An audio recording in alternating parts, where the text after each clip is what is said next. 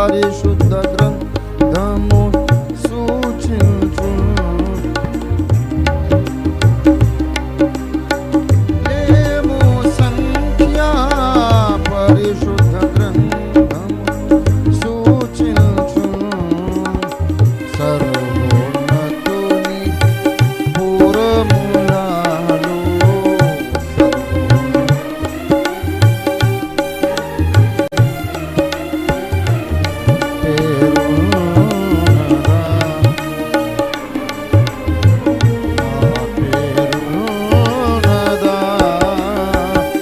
దేవుని సముఖ జీవ కవిలో దేవుని జీవ కవిలో నీ పేరున్నదా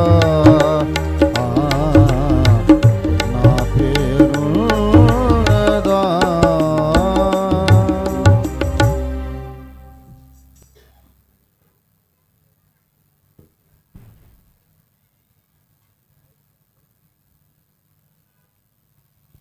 దేవునికి స్తోత్రం కలుగును గాక. ప్రభువునందు ప్రియులారా, లైవ్లో చెప్పవలసిన కొన్ని విషయాలు ఉన్నాయి. మొట్టమొదట విషయము, మన మధ్య నుండి గల్ఫ్ దేశాలకు వెళ్ళి ఉద్యోగార్థం వెళ్ళినటువంటి ప్రియ కుమారుడు, మన సంఘ సభ్యుడు అజిత్ బాబు, అజిత్ అండ్ ఏంజల్, మీలో చాలామందికి తెలుసు అనుకుంటాను. అజిత్ అండ్ ఏంజల్, వారి చక్కని కుమార్తె ఉంది. ఆ పాప బర్త్డే ఇవాళ. పాప పేరు తేజోవతి, నేనే పేరు పెట్టాను. పాప బర్త్డే సందర్భంగా అందరికీ భోజనాలు పెడతాము అన్నారు. నాకెందుకో అంతగా నచ్చలేదు ఆ మాట. నేను అన్నాను, బాబు భోజనాలు ఏదో ఒకటి మేము చేసి వెళ్తాం, భోజనం కొరకు ఎవరు వస్తున్నారు? కలిగిందేదో అన్నము, పప్పుచారు, సాంబారు ఏదో ఒకటి తిని వెళ్ళిపోతాం, పచ్చడైనా సరే. భోజనం లేక వచ్చామా మనందరం ఇక్కడికి? అందరికి ఇళ్లలో దేవుడు ఇచ్చాడు సమృద్ధిగా. వచ్చాం కనుక వేళ, భోజనం వేళ అయింది కనుక ఏదో కలిగింది ఏదో తింటాం. భోజనం మీద అంత దృష్టి మంచిది కాదు. నేను ఎట్లాగో పెడతాను కదా భోజనాలు. దాని బదులు ఇప్పుడు ఈ రెనోవేషన్ వర్క్ కంప్లీట్ చేయడానికి ఆర్థికంగా చాలా సతమతం అవుతున్నాము. మీరు ఎంత ఇస్తారో, 1000 ఇస్తారో, 2000, 5000 ఎంత ఇవ్వండి, 100 ఇవ్వండి, పర్లేదు. ఎంత ఇస్తారో అంత ఈ చర్చ్ రెనోవేషన్ ఫండ్ కొరకు మీరు ఇస్తే పాప పేరు మీద మేము దాన్ని స్వీకరించి సంఘముగా ప్రార్థన చేస్తాము అంటే తేజోవతి చిన్న పాప కానుక పంపింది. 1000 కాదు, 2000 కాదు, 75,000 పంపించింది. సో చిన్న పాప అజిత్ ఏంజల్ యొక్క కుమార్తె తేజోవతి 75,000 కంట్రిబ్యూట్ చేసింది మన చర్చ్ రెనోవేషన్ కొరకు. నేను అంత ఎక్స్పెక్ట్ చేయలే. ఎంత కలిగినంత ఇవ్వండి బేటా. మొన్ననే వెళ్ళారు. అంత డబ్బు ఉండకపోవచ్చు వాళ్ళ దగ్గర, ఇంకా ఇప్పుడిప్పుడే ఎస్టాబ్లిష్ అవుతున్నారు. వెళ్ళికో 2 నెలలు అయిందో లేదో. నేను 10,000 5,000 పంపుతారనుకున్నాను, కానీ ఐ వాజ్ సర్ప్రైజ్డ్. దేవుడు ఆ బిడ్డలను ఆశీర్వదించినట్టుగా మనం చిన్న ప్రార్థన చేసుకుందాం. తేజోవతి కొరకు అండ్ అజిత్ ఏంజల్ కొరకు ప్రార్థన చేసుకుందాం. స్తోత్రమునైనా ప్రేమ కలిగిన మా మహాపరిశుద్ధ తండ్రి, జీవము కలిగిన మా మిక్కిలి గొప్ప దేవా, ఆశీర్వాదముల మూలక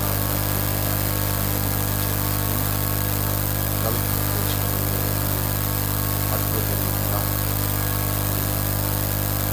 ఎన్నో ఇబ్బందులు మా జీవితం నుంచి వారు కోరుకున్న ప్రకారంగా అక్కడ మంచి ఉద్యోగం సంపాదించి మంచి అకామిడేషన్ మంచి సహవాసంలో తల్లి సంఘమును గురించి యోచించు. దేవుని కొరకు నువ్వు ఏదైనా చేయాలి. ఇంతగా తాపత్రయపడినటువంటి అద్భుతమైన ఈ విశ్వాస కుటుంబం, అజిత్ ఏంజల్ల కుటుంబం కొరకు నీకు వందనములు చెల్లిస్తున్నా. వారి చక్కని కుమార్తె తేజోవతి కొరకు నీకు వందనములు చెల్లిస్తున్నాం ప్రభు. తేజోవతిని దీవించి ఆశీర్వదించు. బర్త్డే బ్లెస్సింగ్స్ అన్ని ఈ దినాన బిడ్డపై కుమ్మరించండి. బిడ్డ శరీరమును, ఆత్మను, ప్రాణమును మీరు ముట్టి బలపరచండి. తన పెదవులు, నాలుక స్వరపేటుగను ముట్టి ఆశీర్వదించండి. దేవుని గురించి స్తుతిగానములు పాడే బిడ్డగా చేయండి. నీ సువార్త అనర్గళంగా ప్రకటించే బిడ్డగా చేయండి. వాని వందనాలు. ఈ లోక జ్ఞానములో, దైవ జ్ఞానములో, ఈ లోక విద్యలో, మహోన్నతుని విద్యలో తేజోవతిని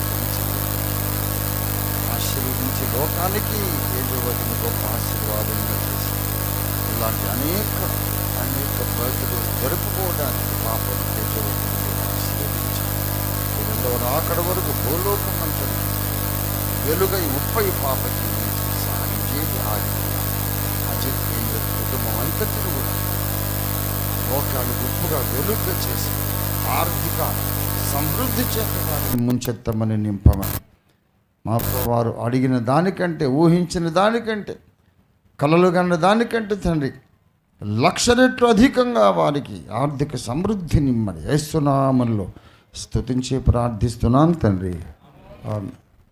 ఆమేన్. సో ఏంజల్ అండ్ అజిత్ బేటా, I hope you are watching us live. Tejavathi చిన్న పాప, నువ్వు చూస్తున్నావు అనుకుంటున్నా. Wish you very very happy birthday and very very happy long life. God bless you. వాళ్ళు చూస్తున్నారు మనల్ని. తర్వాత రెండవ విషయము,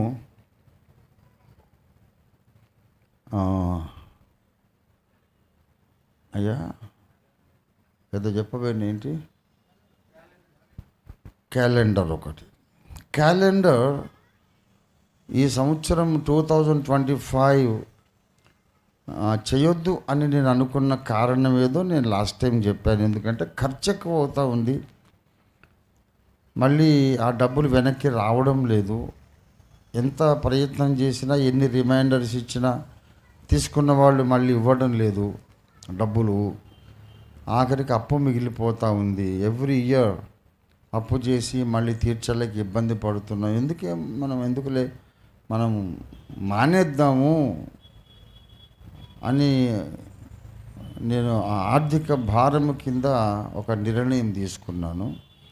కానీ ఇప్పుడు అబ్బుల్ గారి సారథ్యంలో మన సంఘ బిడ్డలు కొంతమంది ఎక్కడైనా అప్పే తీసుకొద్దాం. అయ్యగారికి ₹1 భారం లేకుండా అప్పే చేద్దాం. ఆ క్యాలెండర్స్ అమ్మిన తర్వాత వచ్చిన డబ్బులోంచి అప్పు తీరుద్దాము. మిగిలిన డబ్బు ఏదైనా ఒకవేళ ఉంటే 10% ఎంత మిగిలినా అది మినిస్ట్రీకి, దేవుని కొరకు కానుకగా ఇద్దాం అనే తీర్మానానికి వచ్చారు. కనుక ఇప్పుడు తప్పకుండా రేపటి నుండి క్యాలెండర్ వర్క్ మేము మొదలు పెడతాము. ఓఫీర్ మినిస్ట్రీస్ కుటుంబ సభ్యులందరూ కూడా ప్రార్థన చేయండి. ప్రార్థన కొరకే చెబుతున్నాను ఈ విషయం. అగమేఘాల మీద జాగ్రత్తగా మంచి quality paper, quality pictures, quality దేవుని వాక్యాలు కూడా దేవుని ఆత్మచేత నడిపించబడి దేవుని నడిపింపు క్రింద మంచి మంచి వాగ్దానాలు దినదినము చదువుకోవటానికి అవన్నీ సెలెక్ట్ చేసి సర్వాంగ సుందరంగా డిజైన్ చేసే ప్రక్రియ రేపే మొదలు పెడతాం. అందరూ ప్రార్థన చేయండి. ఇదొక విషయం. మూడవ అనౌన్స్మెంట్, లైవ్లోనే చెప్పాల్సిన అనౌన్స్మెంట్. మన సంఘ స్త్రీల సమాజము వారు, అగాపె సంపూర్ణ సువార్త సహవాస స్త్రీల సమాజం వారు సంవత్సరానికి ఒక్కసారి ఇక్కడ కూడుకుంటారు. అంటే మొత్తము దేశమంతటా ఉన్నోళ్ళు కాదు, ఈ తెలంగాణ, హైదరాబాదు చుట్టుపక్కల ఉన్నవాళ్ళు. ఒకవేళ వేరే వాళ్ళు ఎవరైనా వస్తామని ప్రేమతో ప్రేరేపించబడి వస్తే వాళ్ళకి వెల్కమ్. కానీ సాధ్యం కాదు కదా. ఇప్పుడు శ్రీకాకుళం నుండి జమ్మూ కాశ్మీర్ పంజాబ్ నుంచి ఏమొస్తారు, రాలేరు కదా. ఈ కేంద్ర సంఘము గ్రేటర్ హైదరాబాద్ సికింద్రాబాద్ రంగారెడ్డి జిల్లా ఈ పరిధిలో ఉన్నటువంటి మన సంఘాలు, అందులో ఉన్న స్త్రీల సమాజాలు అందరూ కూడా ఇక్కడ సమైక్యంగా ఒక్కరోజు ప్రభువుని స్తుతించి ఆరాధించి దేవుని వాక్యాన్ని కలిసి ధ్యానము చేసి మనం బలపరచబడాలి అనే ఉద్దేశంతో మన స్త్రీల సమాజం ముందుకు సాగుతుంది. ఎంతో ఆశీర్వాదకరంగా దేవుడు అనేక సంవత్సరాలుగా ఈ కూటాలు నడిపిస్తూ ఉన్నాడు. ఇదే స్థలంలో జరుగుతుంది. అలాగే ఈ సంవత్సరం కూడా డిసెంబర్ మాసం ఏ తారీఖమ్మా?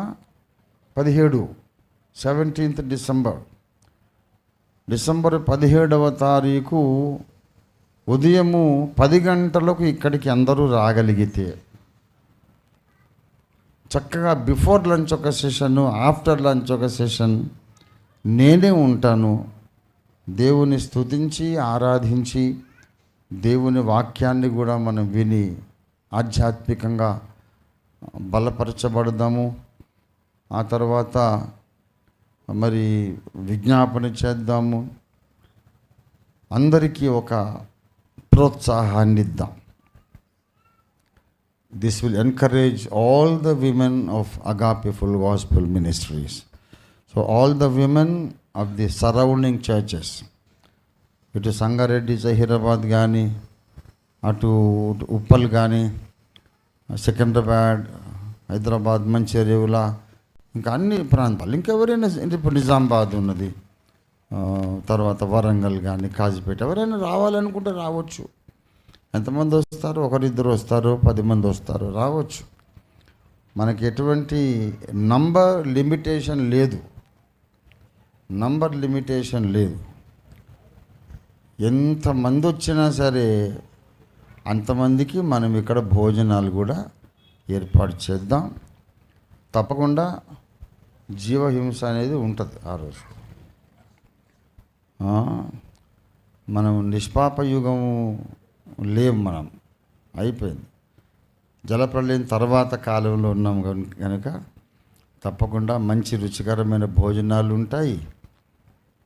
మరి will enjoy the physical food and spiritual food. ఆధ్యాత్మిక ఆహారం, శారీరక ఆహారం, మంచి సంగీతము, ఆరాధన, స్తుతి, ప్రార్థన సమయం మనం ఆనందించి ఎంజాయ్ చేద్దాం. దేవుని స్తోత్రం. గుర్తుపెట్టుకోండి, డిసెంబర్ 17 ఉదయం 10 గంటల నుండి సాయంత్రం 5, అంతే 5కే ముగించేస్తాం. మళ్ళీ దూరం వెళ్ళిపోయేవాళ్ళు కన్వీనియంట్గా వెళ్ళొచ్చు కనుక 5కే ముగించేస్తాం. మరి పురుషులు రావద్దా అంటే రావచ్చు. ఆసక్తి పరులకు ఆహ్వానం. ఒట్టి స్త్రీలు రావాలంటే ఇది ప్రధానంగా నిర్వహణ వాళ్ళది, నిర్వహణ స్త్రీలది. వాళ్ళ కొరకైన సందేశాలు ఉంటాయి, నిర్వహణ భారం అంతా వాళ్ళు తీసుకుంటారు. గెస్ట్లుగా మేము కూడా వింటాం. వాక్యం మాకు వద్దా ఏంటి, మాకు కూడా కావాలి వాక్యం అనుకునే వాళ్ళు 1-2 ఉంటే ఉండొచ్చు. They are also welcome. వస్తే ఏం వెళ్ళగొట్టేది ఉండదు, ఎందుకంటే ఇక్కడ బోధకుడే పురుషుడు కాబట్టి.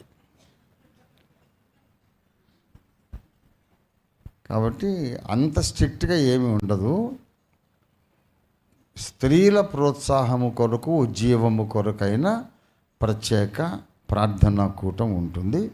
పురుషులు ఎవరైనా ఆశ కలిగి భారము కలిగిన వారు రావచ్చు. ఆ రోజు వంటలు ఉండేవాళ్ళు పురుషులే, ఇక్కడ వాక్యం చెప్పేవాడు పురుషుడే, తబలా వాయించేవాళ్ళు, వాయిద్యాలు వాయించేవాళ్ళు పురుషులే. కాబట్టి లైవ్ పెట్టేది కూడా పురుషులే. మరి ఆడవాళ్ళే ఉండాలంటే అట్లా గింజుకుంటే కుదరదు. ఒట్టి మగవాళ్ళున్నా ఏ పని చేయలేరు, ఒట్టి ఆడవాళ్ళున్నా ఏ పని చేయలేరు. అందరూ కలిస్తేనే పని జరుగుతుంది. కాబట్టి ఈ మాట గుర్తుపెట్టుకోండి. అందరికీ ఆహ్వానం డిసెంబర్ 17. అంతే, క్యాలెండర్ చెప్పేశాను. స్త్రీల కూటం అయిపోయింది. తేజవతి బర్త్డే అయిపోయింది. దేవునికి స్తోత్రం. హల్లెలూయా. మంచిదండి. మరి ఒక చరణం పాడుకుంటూ మనం ముందుకు సాగుదాం. భూమికి తన యాజ్ఞను ఇచ్చువాడు ఆయనే, భూమికి తన ఆజ్ఞను ఇచ్చువాడు ఆయనే, వేగముగను దేవుని వాక్యము పరుగెత్తును, వేగముగను దేవుని వాక్యము పరుగెత్తును, దేవునికి స్తోత్రము గానము చేయుటయే మంచిది, మనమందరము స్తుతి గానము చేయుటయే మంచిది. దేవునికి స్తోత్రం కలుగునుగాక. హల్లెలూయా. నేటి మన క్లుప్తమైన వాక్య ధ్యానము కొరకు, క్లుప్త సందేశము కొరకు 17వ కీర్తన.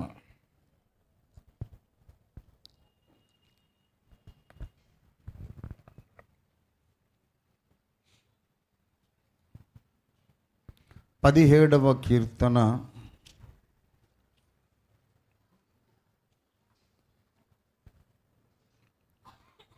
14వ వచనం. లోకుల చేతిలో నుండి ఈ జీవిత కాలములోనే తమ పాలు పొందిన ఈ లోకుల చేతిలో నుండి నీ హస్త బలము చేత నన్ను రక్షింపుము. నీవు నీ దానములతో వారి కడుపు నింపుచున్నావు. వారు కుమారులు కలిగి తృప్తి నొందుదురు. తమ ఆస్తిని తమ పిల్లలకు విడిచిపెట్టుదురు. దేవుడి వాక్యమును మన వినికిడిలో ఆశీర్వదించినట్లు చిన్న ప్రార్థన చేసుకుందాము. అత్యంత ప్రేమామయుడవైన మా పరిశుద్ధ పరమ తండ్రి, నీకు వందనములు చెల్లిస్తున్నాం. మహిమగల మా పరమ తండ్రి, కరుణా సంపన్నుడా, నీకు స్తోత్రాలు. మరొక వారమంతా మా అందరి మీద క్షేమంగా దాటిపోసి మమ్మల్ని సజీవుల లెక్కలో మీరు లెక్కించి సజీవులుగా మమ్మల్ని కాచి కాపాడి సంరక్షించి గత వారమంతా మా మీద క్షేమముగా దాటిపోచేసి ఆరోగ్యవంతులుగా సజీవులుగా నీ సన్నిధిలో మమ్మల్ని ఈ రీతిగా సమావేశపరిచినందుకై నీకు వందనములు చెల్లిస్తున్నాం. ఈ ఆరాధన కూటము ప్రారంభమును ఇంతవరకు మీరు మాకు తోడుగా ఉండి నడిపించిన విధానం కొరకు నీకు స్తోత్రం. లేచి తిరిగి వెళ్ళకముందు ఒకసారి మాతో మాట్లాడమని, నీ వాక్యమే పంపించమని, మమ్మల్ని తెప్పరిలో చేయమని యేసు పరిశుద్ధ నామంలో స్తుతించి ప్రార్థిస్తున్నాం తండ్రి. ఆమేన్. హల్లెలూయా. స్తోత్రం స్తోత్రం. హల్లెలూయా.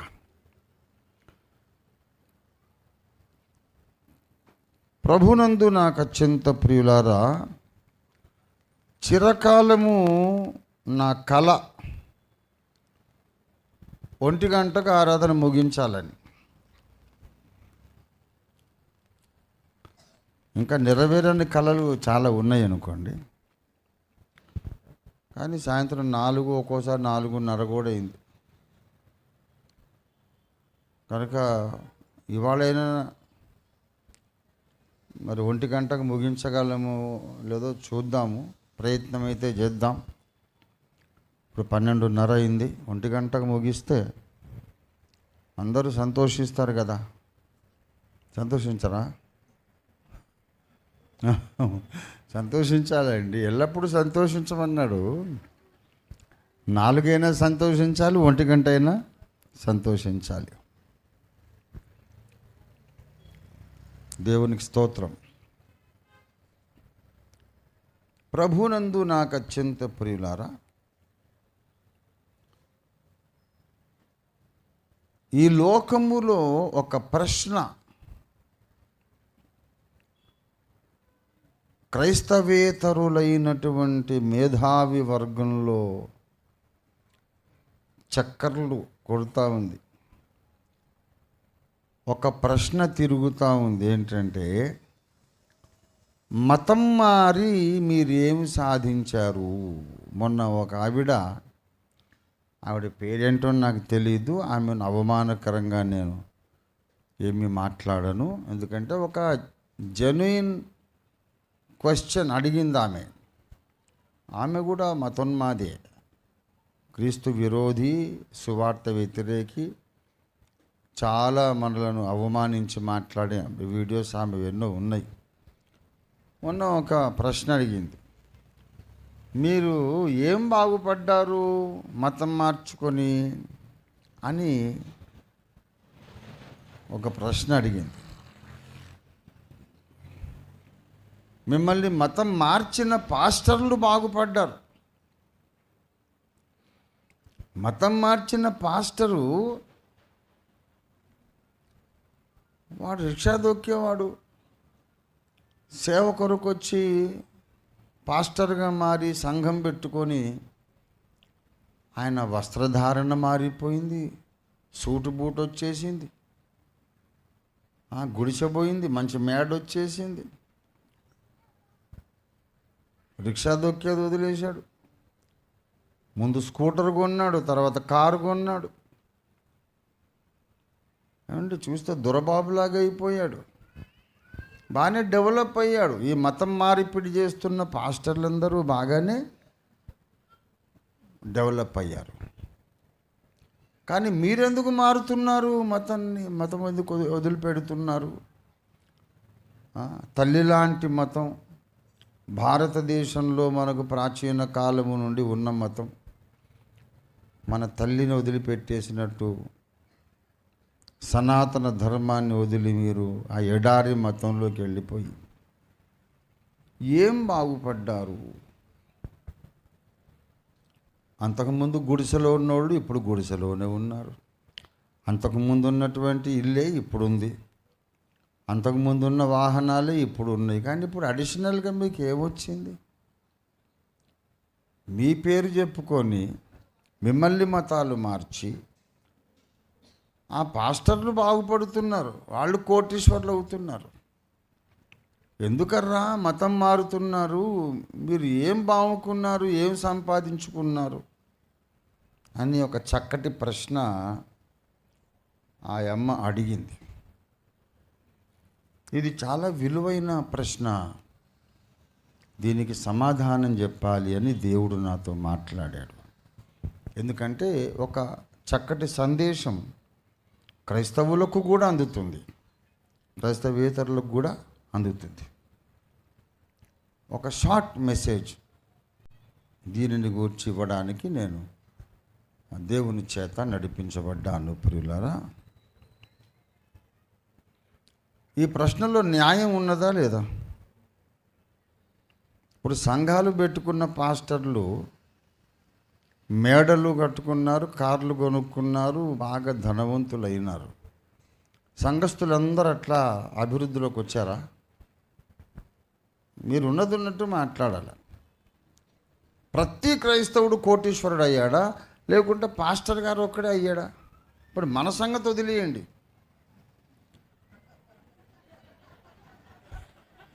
ఇప్పుడు మన పాస్టర్ గారు ఒక వేస్ట్ ఫెలో, వాడికి బతకడం చేత కాదు, 4 డబ్బులు వెనుకేసుకుందామని తెలివి లేదు. రంజితోఫీర్ గారంటే సంపాదించుకుందాం, 4 రాళ్ళు వెనకేద్దామని తెలివి లేక అట్లా ఉండిపోయాడు. కనుక ఓఫీర్ గారిని వదిలేసేయండి. కానీ బ్రతకడానికి జ్ఞానవంతులైనటువంటి, బ్రతక నేర్చినటువంటి పాస్టర్లు ఉన్నారు. 199 మంది వాళ్ళే అండి. మరి వాళ్ళందరూ బాగా లక్షాధికారులు, కోటీశ్వర్లు అయిపోయారు. వాళ్ళ సేవ ప్రారంభించకముందు చాలా దీనస్థితిలో ఉన్నారు. మరి వాళ్ళ బోధ విని చాలామంది బాప్తిస్మాలు పొందారు. బాప్తిస్మాలు పొందిన వాళ్ళల్లా వెంటనే లక్షాధికారులు కోటీశ్వర్లు అయిపోయారా? కాలేదు. Same situation continuing. ఇంకా మరి ఎందుకు మారుతున్నారు మీరు అని అడిగి, ఈ ప్రశ్నకు సమాధానం చెప్పేటప్పుడు ఇంకొక విషయం నేను జ్ఞాపకం చేస్తాను. అవును, మేము నమ్మి కూడా ఏం బాగుపడలేదని మీరే చెప్తున్నారు కదా.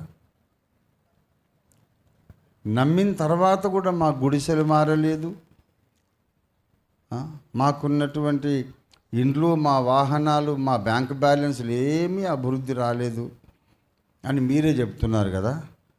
మరి ప్రలోభ పెట్టి ఏదో ఆశ పెట్టి మారుస్తున్నారని మీరు అప్పుడు వాగిందంతా చెత్తవాగుడు కదా, అది బక్వాస్ కదా. ఏమండి, మీరే అంటున్నారు ఆ యేసు మతంలోకి వెళ్ళి ఏమీ సాధించుకోలేకపోయారు కదా, ఎందుకు వెళ్ళారు అంటున్నారు కదా.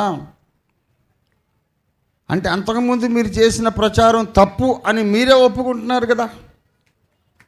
డబ్బులకు ఆశపడి మారుతున్నారు వీళ్ళని చెప్పింది అబద్ధం అని మీరే కదా ఒప్పుకుంటున్నారు.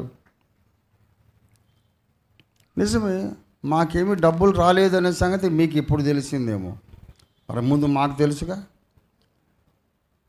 డబ్బు మాకు రాలేదు, అయినా ఎందుకు ప్రభువుని వెంబడిస్తున్నాం మేము? ఎందుకు యేసే రక్షకుడని నమ్ముతున్నాము, చాటిస్తున్నాం? ఏదో కారణం ఉండాలి కదా.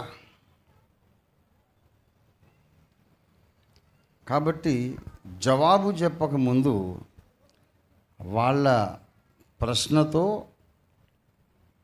వాళ్ళ ప్రచారాన్ని వాళ్ళ వేలుతో వాళ్ళ కన్ను పొడిచినట్టు, వాళ్ళ ప్రశ్ననే వాళ్ళ ప్రచారానికి జవాబుగా నేను వాడుతున్నా. ఏంటంటే, అవునవును, యేసు ప్రభువుని నమ్మకం ముందు గుడిసెల్లోనే ఉన్నాం, నమ్మిన తర్వాత గుడిసెల్లోనే ఉన్నాం.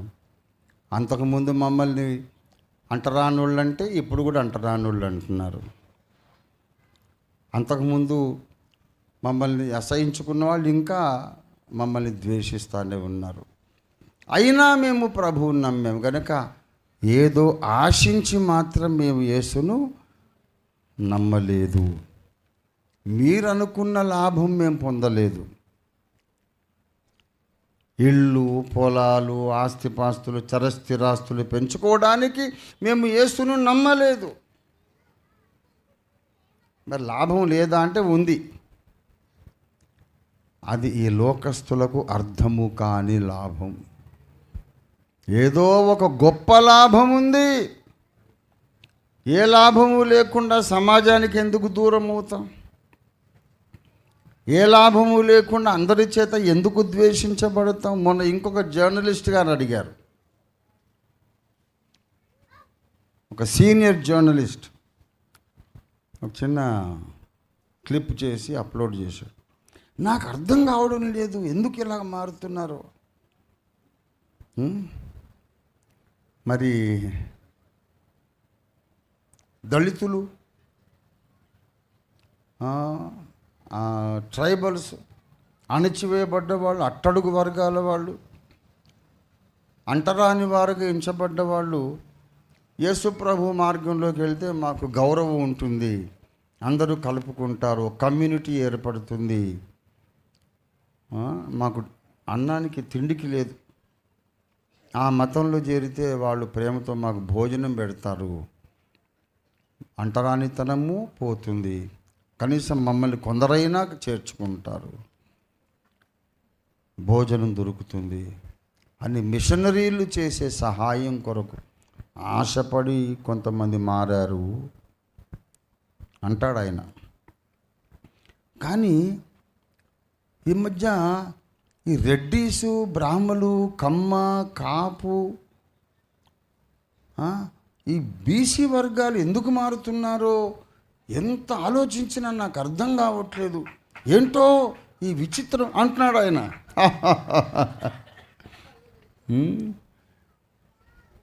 వాళ్ళెవరు ఊరు బయట వాళ్ళు కాదు, అంటరాని వాళ్ళు కాదు, ఏమండి, ఊర్లో ఉన్నవాళ్ళే. గౌరవంగా బ్రతికిన వాళ్ళే.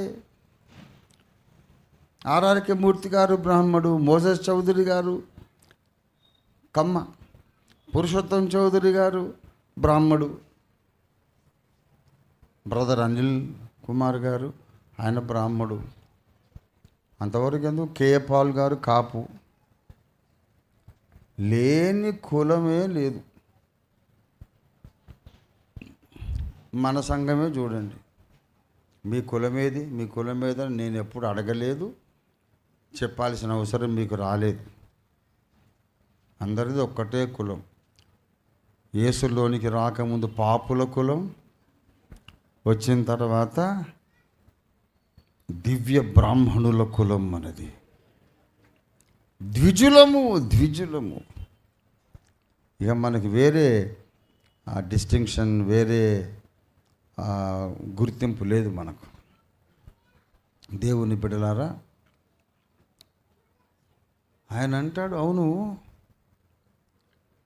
అసలు మాలలు, మాదిగలు, ట్రైబల్స్ వీళ్ళు మారుతున్నారంటే అండర్స్టాండ్ చేసుకోవచ్చు. పాపం తరతరాలుగా అణిచివేయబడ్డారు గనుక, అంటరాని వారికి ఎంచబడ్డారు గనుక వాళ్ళు ఏదో గోధుమ పిండికో పాల పిండికో ఆశపడి నమ్మితే నమ్మొచ్చు. కానీ కోటీశ్వరులు ఎందుకు నమ్ముతున్నారు?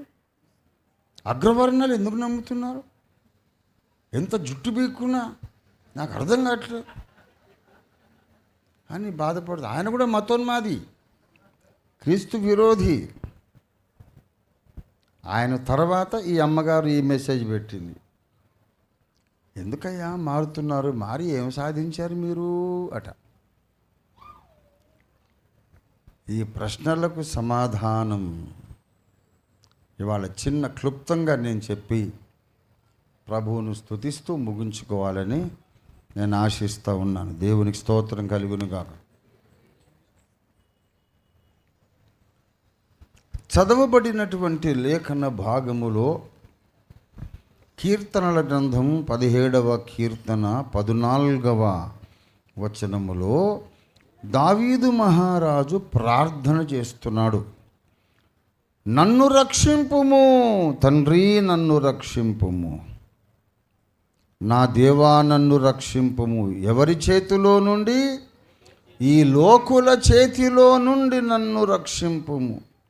ఈ లోకస్తుల చేతిలో నుండి నన్ను రక్షింపుము. ఈ లోకులనగా ఎవరో నిర్వచిస్తున్నాడు. ఈ లోకస్తులనగా ఎవరో నిర్వచిస్తున్నాడు. ఎవరయ్యా ఈ లోకస్తులంటే, ఈ జీవిత కాలములోనే తమ పాలు పొందిన ఈ లోకుల చేతిలో నుండి, హల్లెలూయా,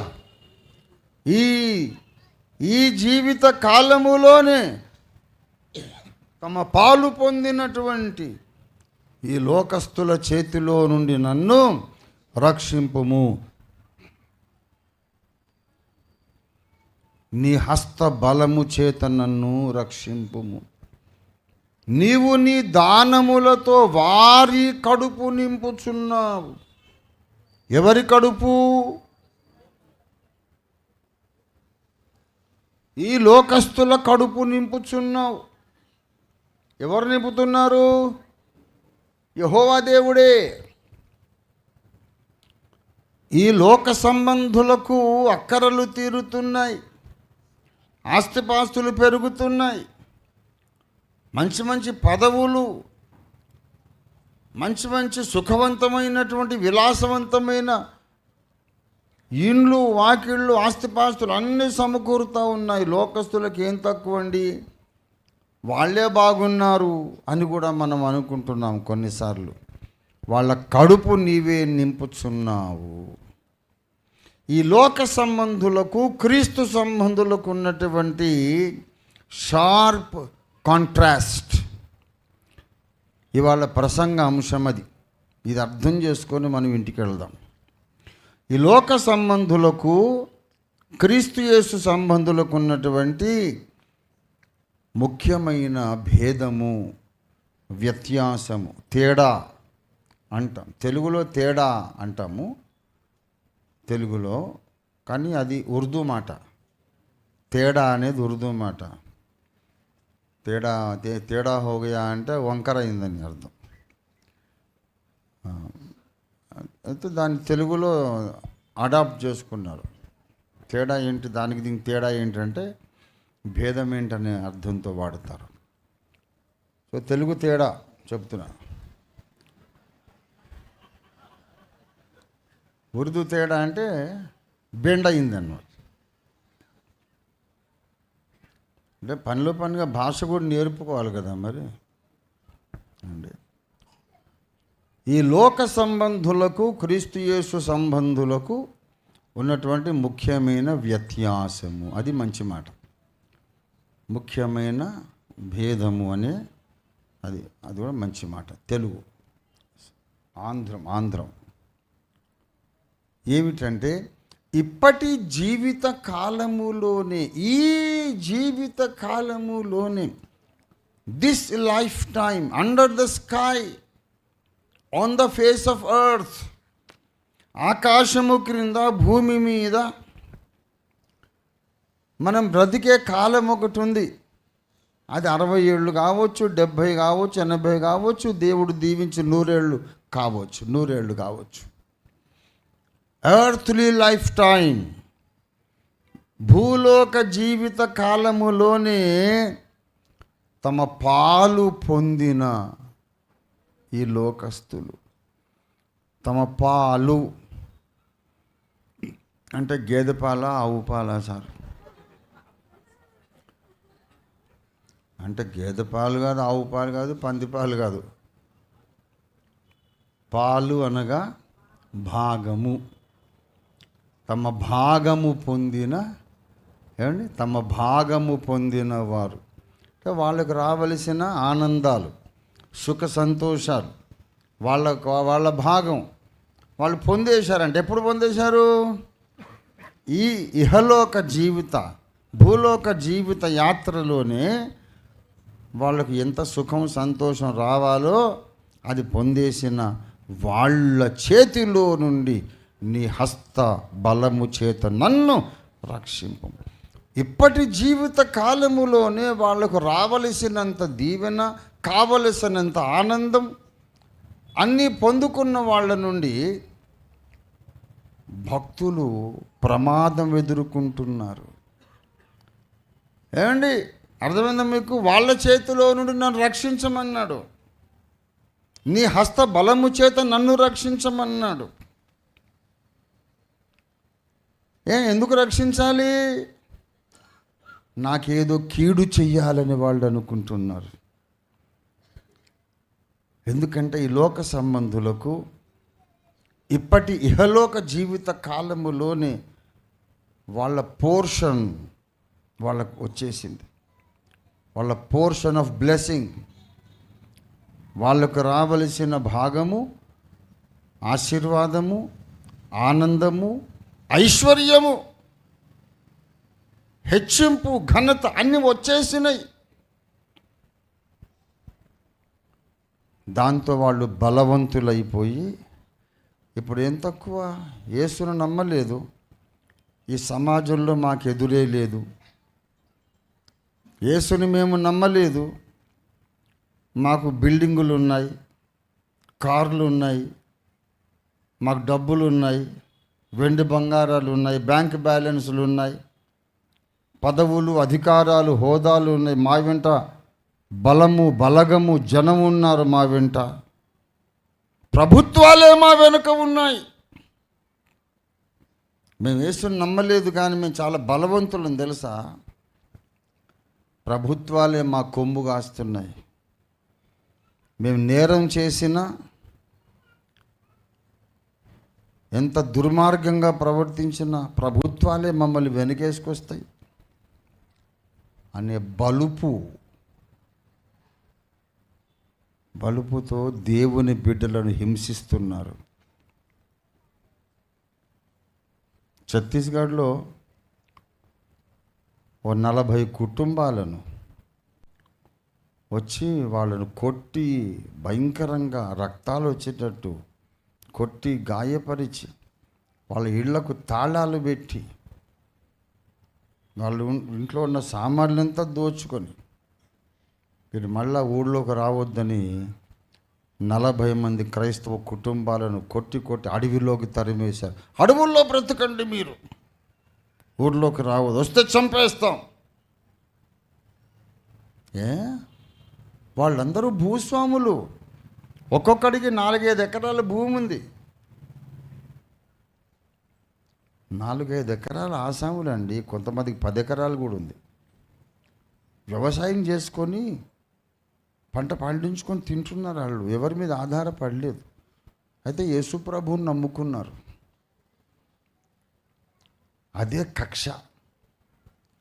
వీళ్ళు ఏదో కొత్త దేవుణ్ణి పట్టుకొచ్చారు, యేసుని నమ్మారు కాబట్టి మీరు ఊర్లో ఉండటానికి వీలు లేదని పగబట్టి వాళ్ళను కొట్టి వెళ్ళగొట్టి వాళ్ళ ఇళ్లకు తాళం కప్పలేసేసారు. 40 ఇళ్లకు తాళం కప్పలేశారు. తర్వాత అక్కడికి రాష్ట్రీయ క్రైస్తవ పరిషత్, రాష్ట్రీయ మసీహీ పరిషత్ మన సంస్థ వెళ్ళింది. నా బిడ్డలు నేను పంపించా. వెళ్ళి బియ్యం పంచిపెట్టారు. బియ్యం పంచిపెడితే వాళ్ళు అన్నారు, సార్ బియ్యం అయితే ఇచ్చారండి, చాలా వందనాలండి, కానీ దేంట్లో వండుకోవాలండి, మా గిన్నెలు కూడా లేవండి,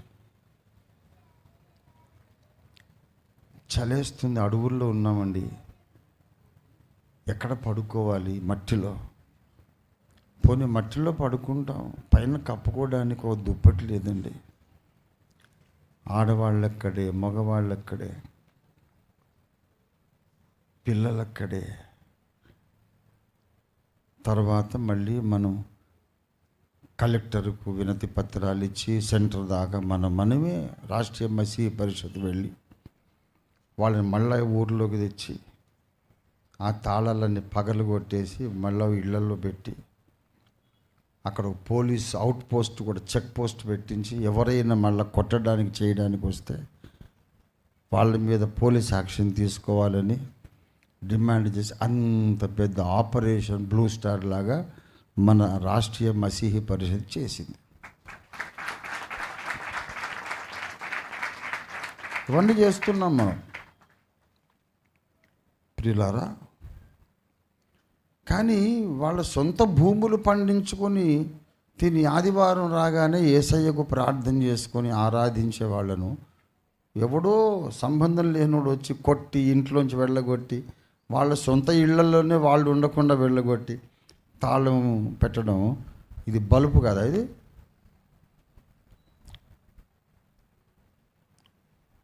వాళ్ళకేమో వాళ్ళ వెనుక ప్రభుత్వాలు ఉన్నాయి, ప్రభుత్వాధికారులు ఉన్నారు. మేము ఏదైనా చేయగలము, మమ్మల్ని ఎవడేం చేయలేడు, మేమేం చేసినా సరే మాకు ఎదురు లేదనే బలుపు ఒకటి ఉంది సువార్త విరోధులకు. అట్లాంటి దుర్మార్గుల చేతిలో నుండి యెహోవా తండ్రి నీ హస్త బలము చేత నన్ను రక్షింపుమని దావీదు మహారాజు ప్రార్థన చేస్తున్నాడు. దేవునికి స్తోత్రం, హల్లెలూయా. దేవుని హస్త బలము మనకు కావాలి. భారతదేశంలో, ప్రపంచ దేశాల్లో అంత ధైర్యం, అంత తెగింపు, అంత బలుపు వాళ్ళకి ఎక్కడిది?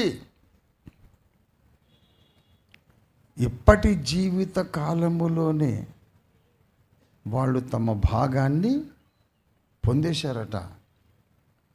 పొందటమే కాకుండా అసలు వాళ్లకు ఇప్పటి జీవిత కాలములోనే ఆశీర్వాదాలన్నీ ఇచ్చినోడెవరు, వాళ్ళ కడుపు నింపిన వాళ్ళు ఎవరంటే మనం నమ్ముకున్న యేసయ్య అన్నట్టు. నీవు వారి కడుపు నింపుచున్నావు అన్నాడా లేదా? నీవు నీ దానముల చేత వారి కడుపు నింపుచున్నావు.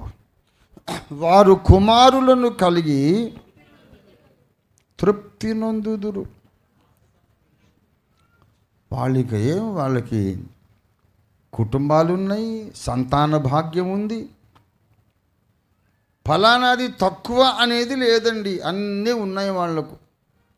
ఫ్యామిలీస్ ఉన్నాయి, పిల్లలు ఉన్నారు, ఇళ్ళు వాకిళ్ళు ఉన్నాయి, అన్నీ ఉన్నాయి. ఆఖరిన కిటుకు ఏంటంటే తమ ఆస్తిని తమ పిల్లలకు, అంటే వాడు పోయేటప్పుడు ఒంటరిగానే పట్టి చేతులతోనే వెళ్ళిపోతాడు. దేవుడు వాడికి ఆస్తినిచ్చాడు,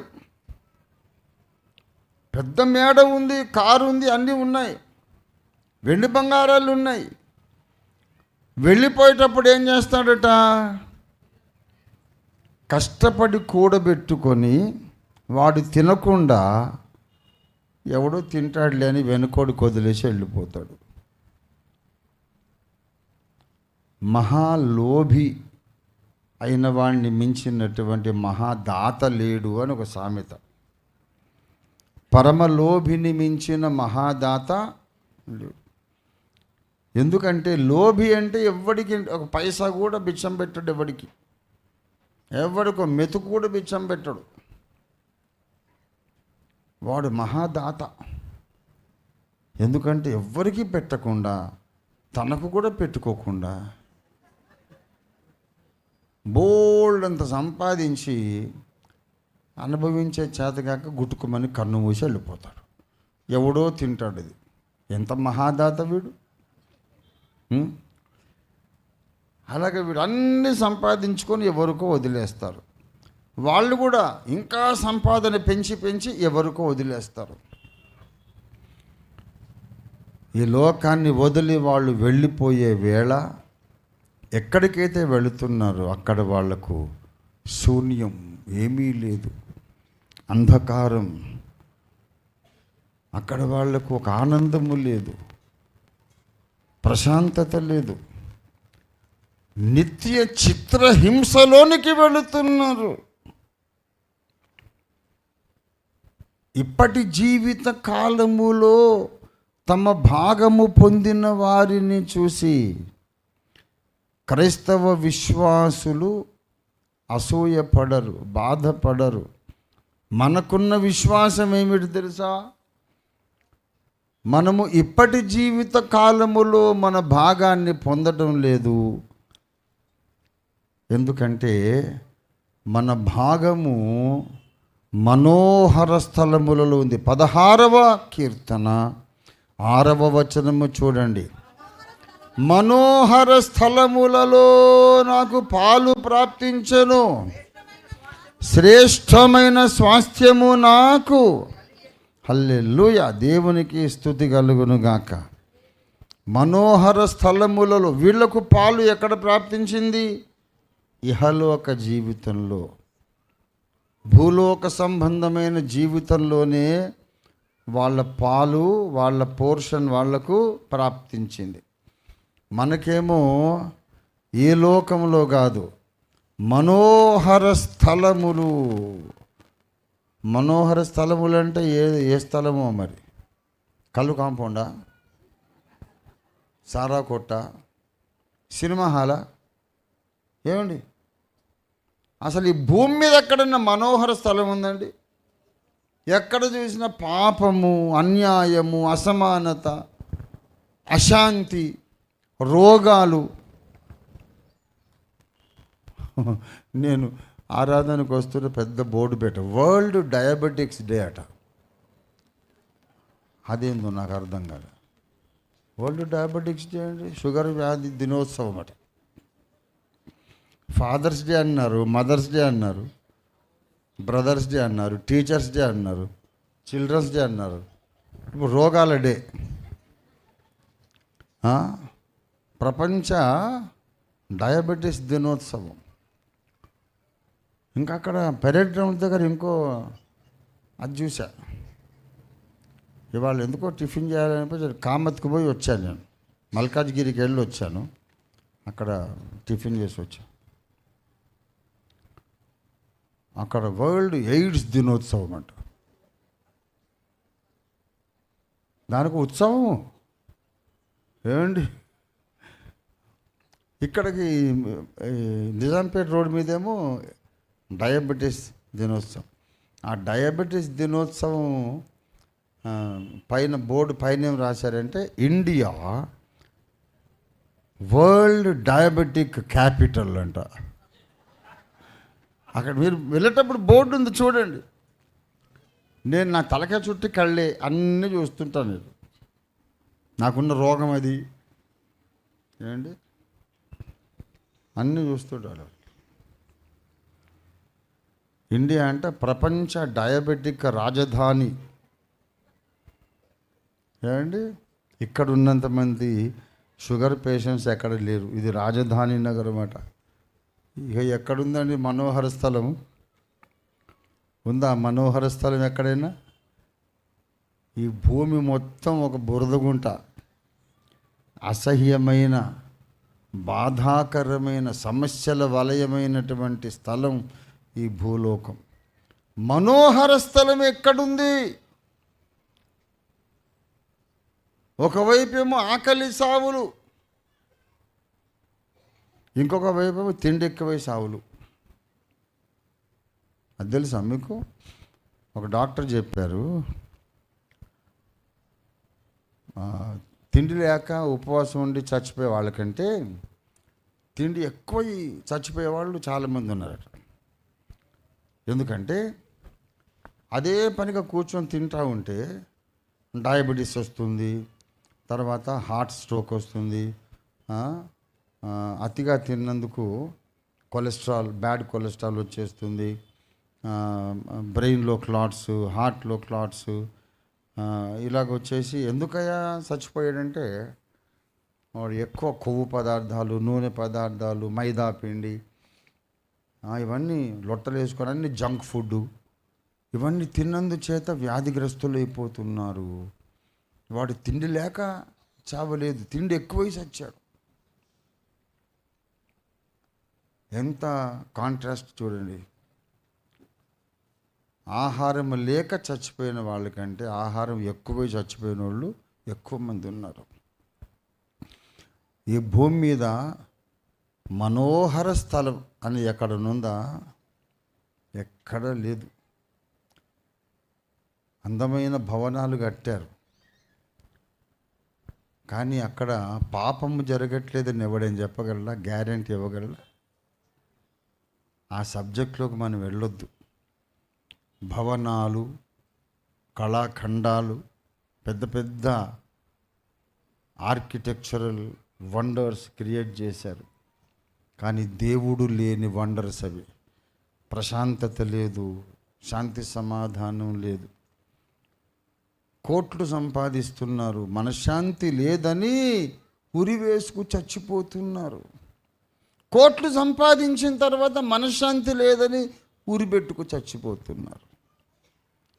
కోట్లు సంపాదించావు కదా, మనశ్శాంతి ఎందుకు లేదు? ఏమోనండి, బ్రతకటం ఇష్టం లేదండి, నాకు ప్రశాంతత లేదండి, చచ్చిపోతున్నారు. ఈ భూలోకము మొత్తం చెడిపోయింది. దేవుని సన్నిధిలో లోకులందరూ, మనుషులందరూ తమ మార్గములను చెరిపి వేసుకున్నారు. ప్రియ దేవుని బిడ్డలారా, ఇది మతముతో సంబంధించిన విషయం కాదు, మానవ జాతిని గూర్చినటువంటి జడ్జిమెంట్. ఒక మతంలో ఉన్నోళ్ళు చెడ్డోళ్ళని కాదు నేను చెప్పేది. ఆదాము పిల్లలందరిది ఇదే గతి. ఈ భూలోకమంతా సమస్యలతోనూ, రోగాలతోనూ, అశాంతితోనూ, ఆఖరికి మరణ భయముతోనూ నిండినటువంటి ఒక స్థలం ఈ భూలోకం. అయితే ఒక మనోహర స్థలం ఉన్నది. అక్కడ వ్యాధి లేదు, కన్నీరు లేదు, అక్కడ ఎవడు చచ్చిపోడు, మరణము లేదు, ఆకలి దప్పికలు లేవు, నేరాలు లేవు. అది నిజముగా ఒక మనోహర స్థలం. ఆ మనోహర స్థలము మన స్వాస్థ్యము. అక్కడ నాకు మనోహర స్థలములలో నాకు పాలు ప్రాప్తించెను. దేవునికి స్తోత్రం కలుగునుగాక. హల్లెలూయా. ప్రకటన గ్రంథంలోనికి రండి దయచేసి. 7వ అధ్యాయము 15, 16 వచనాలు. 7. అందువలన వారు దేవుని సింహాసనము ఎదుట ఉండి రాత్రి మగళ్ళు ఆయన ఆలయములో ఆయనను సేవించుచున్నారు. సింహాసనాసీనుడయ్యున్న వాడు తానే తన గుడారమును వారి మీద కప్పును. వారికి మీదట ఆకలి అయినను దాహమైనను ఉండదు. సూర్యుని ఎండ అయినను ఏ వడగాలి అయినను వారికి తగులదు. సింహాసనము మధ్య ఉండు గొర్రెపిల్ల వారికి కాపరి అయి జీవజలముల బుగ్గల యొద్దకు వారిని నడిపించును. దేవునికి స్తోత్రం కలుగును గాక.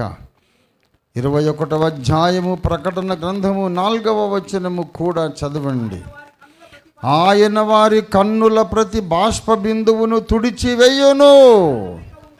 మరణము ఇక ఉండదు, దుఃఖము ఏడ్పైనను వేదన అయిన ఇక ఉండదు. మొదటి సంగతులు గతించిపోయెను. దేవుని బిడ్డలారా, ఏమేమి ఉండవట?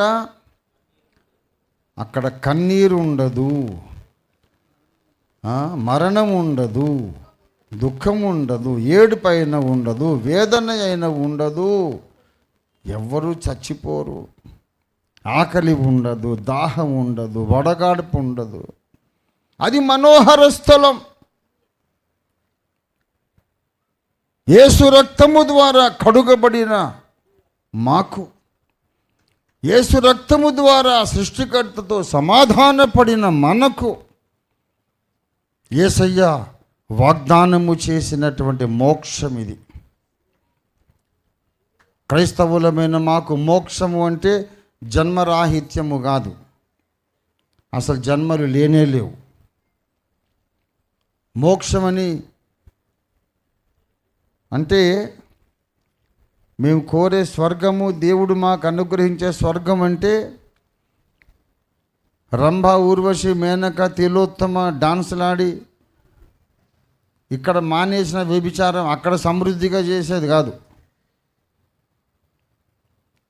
ఆడోళ్ళకు దూరంగా ఉండి కట్టుకున్న భార్యను కూడా వదిలేసి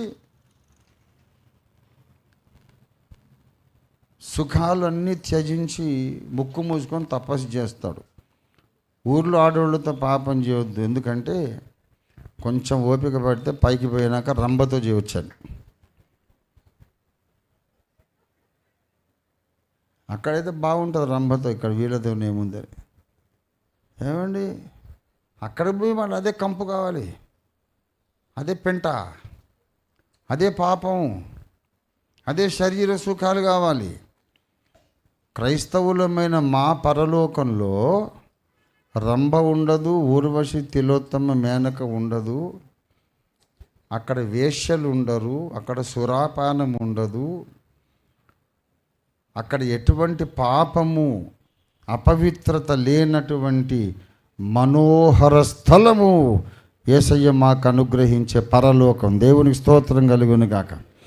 ఆ పరలోకములో, మనోహరమైన పరలోకంలో మాకొక భాగము ప్రాప్తించాను. దేవునికి స్తోత్రం కలుగును గాక.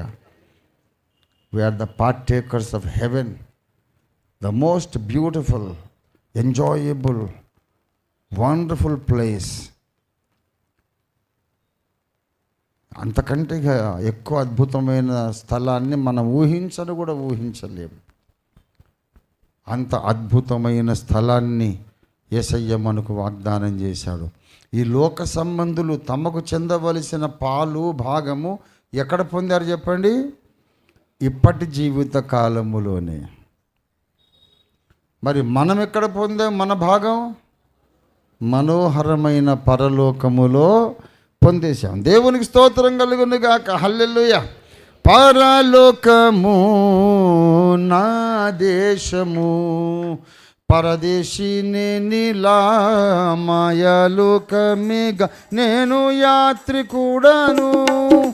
పరలోకము నా దేశము, పరదేశిని నీలా మాయాలోక. ఎంతో అందమైనది పరలోకము, అసమానమైనది నా దేశము.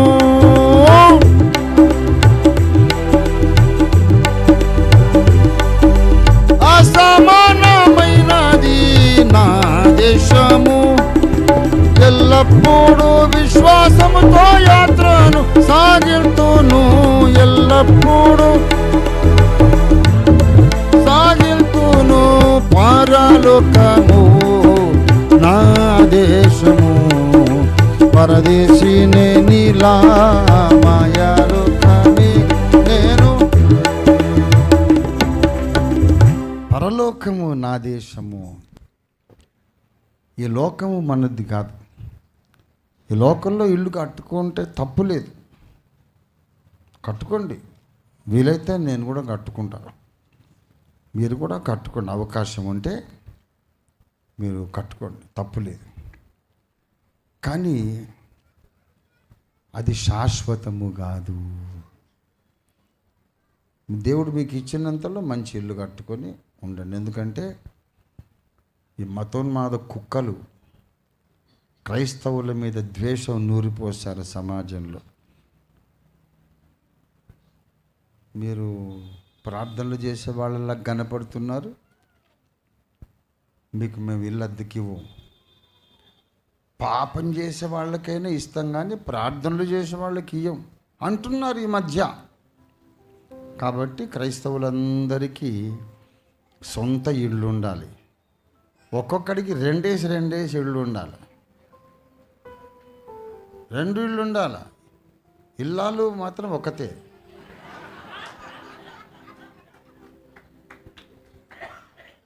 ఇల్లులు మాత్రం 2, ఇల్లాలు మాత్రం 1. ఆ రెండో ఇల్లు ఎందుకంటే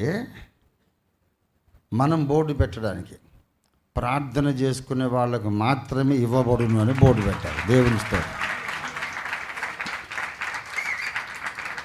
ఒక ఇల్లేమో మనం ఉండడానికి, ఇంకో ఇల్లేమో మనకు ఇల్లు ఇవ్వని వాళ్ళ మూతి మీద కొట్టడానికి. ఇది మనం 4-5 సంవత్సరాలు బట్టి మధ్యరాత్రి మేలుకొని చేస్తున్న ప్రార్థన. క్రైస్తవులందరికీ సొంత ఇల్లు ఉండాలి. ఇల్లు కట్టుకోండి, అందులో ఏం తప్పు లేదు. కానీ దాని మీద ఆశ పెట్టుకొని ఇదే నాకు పర్మనెంట్ అని మాత్రం అనుకోవద్దు. హెబ్రీ పత్రిక 13వ అధ్యాయము 14వ వచనం చూడండి. నిలవరమైన పట్టణము మనకిక్కడ లేదు, కానీ ఉండబోవుచున్న దానికోసం. ఈ లోకములో మనకి ఏది శాశ్వతము కానీ కాదు. దేవునికి స్తోత్రం కలుగును గాక. నిలవరమైన పట్టణము మనకి ఇక్కడ లేదు. అబ్రహాం, ఇస్సాకు, యాకోబులు బహుధనవంతులు. కానీ హెబ్రీ 11వ అధ్యాయంలో చూడండి, 16వ వచనం చూడండి, 11-16. అయితే వారు మరి శ్రేష్టమైన దేశమును అనగా పరలోక సంబంధమైన దేశమును కోరుచున్నారు. దేవునికి స్తోత్రం, హల్లెలూయా.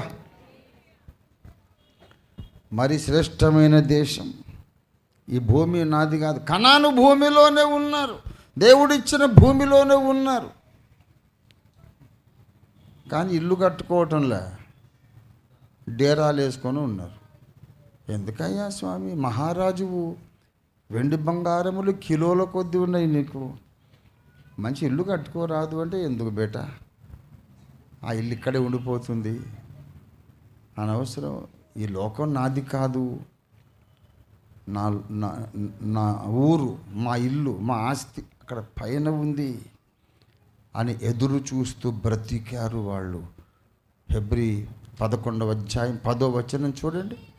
ఏలయనగా దేవుడు దేనికి శిల్పియు నిర్మాణకుడునై ఉన్నాడో పునాదులు గల ఆ పట్టణం కోసం అబ్రహాము ఎదురు చూచుచుండండి. దేవునికి స్తోత్రం కలుగును గాక. మనం కూడా దేవుడిస్తే ఇల్లు కట్టుకుందాం, లేకుంటే కొనుక్కుందాం, ఏమండి, లేదంటే అద్దె ఇంట్లో ఉందాం. అద్దె ఇంట్లో ఉన్నా, సొంత ఇంట్లో ఉన్నా, మన ఎదురు చూపులన్నీ కూడా శాశ్వతమైన నిత్య నివాసము కొరకు. దేవునికి స్తోత్రం కలుగును గాక. హల్లెలూయా. ఐగుప్తును విడచినట్టి మీరు అరణ్యవాసులే ఈ ధారలో. ఐగుప్తును విడచినట్టి మీరు అరణ్యవాసులే ఈ ధారలో. నిత్యా నివాసములే దిలలో నా నేత్రాలు కానను పైనిల్పుడి. నిత్య నివాసములే దిలలో నా నేత్రాలు కానను పైనిల్పుడి. సియోను పాటలు సంతోషముగా పాడుచు సియోను వెళ్ళుదాము. సియోను పాటలు పాడుచు సియోను వెళ్ళు. ఐగుప్తును విడచినట్టి మీరు అరణ్యవాసులే ఈ ధరలు. నిత్య నివాసము లేదిలలోన. ఇల్లు నా ఒకటే, లేకున్నా ఒకటే. దేవుడు ఇస్తే ఇవన్నీ అది దేవుని కొరకు వాడబడాలి.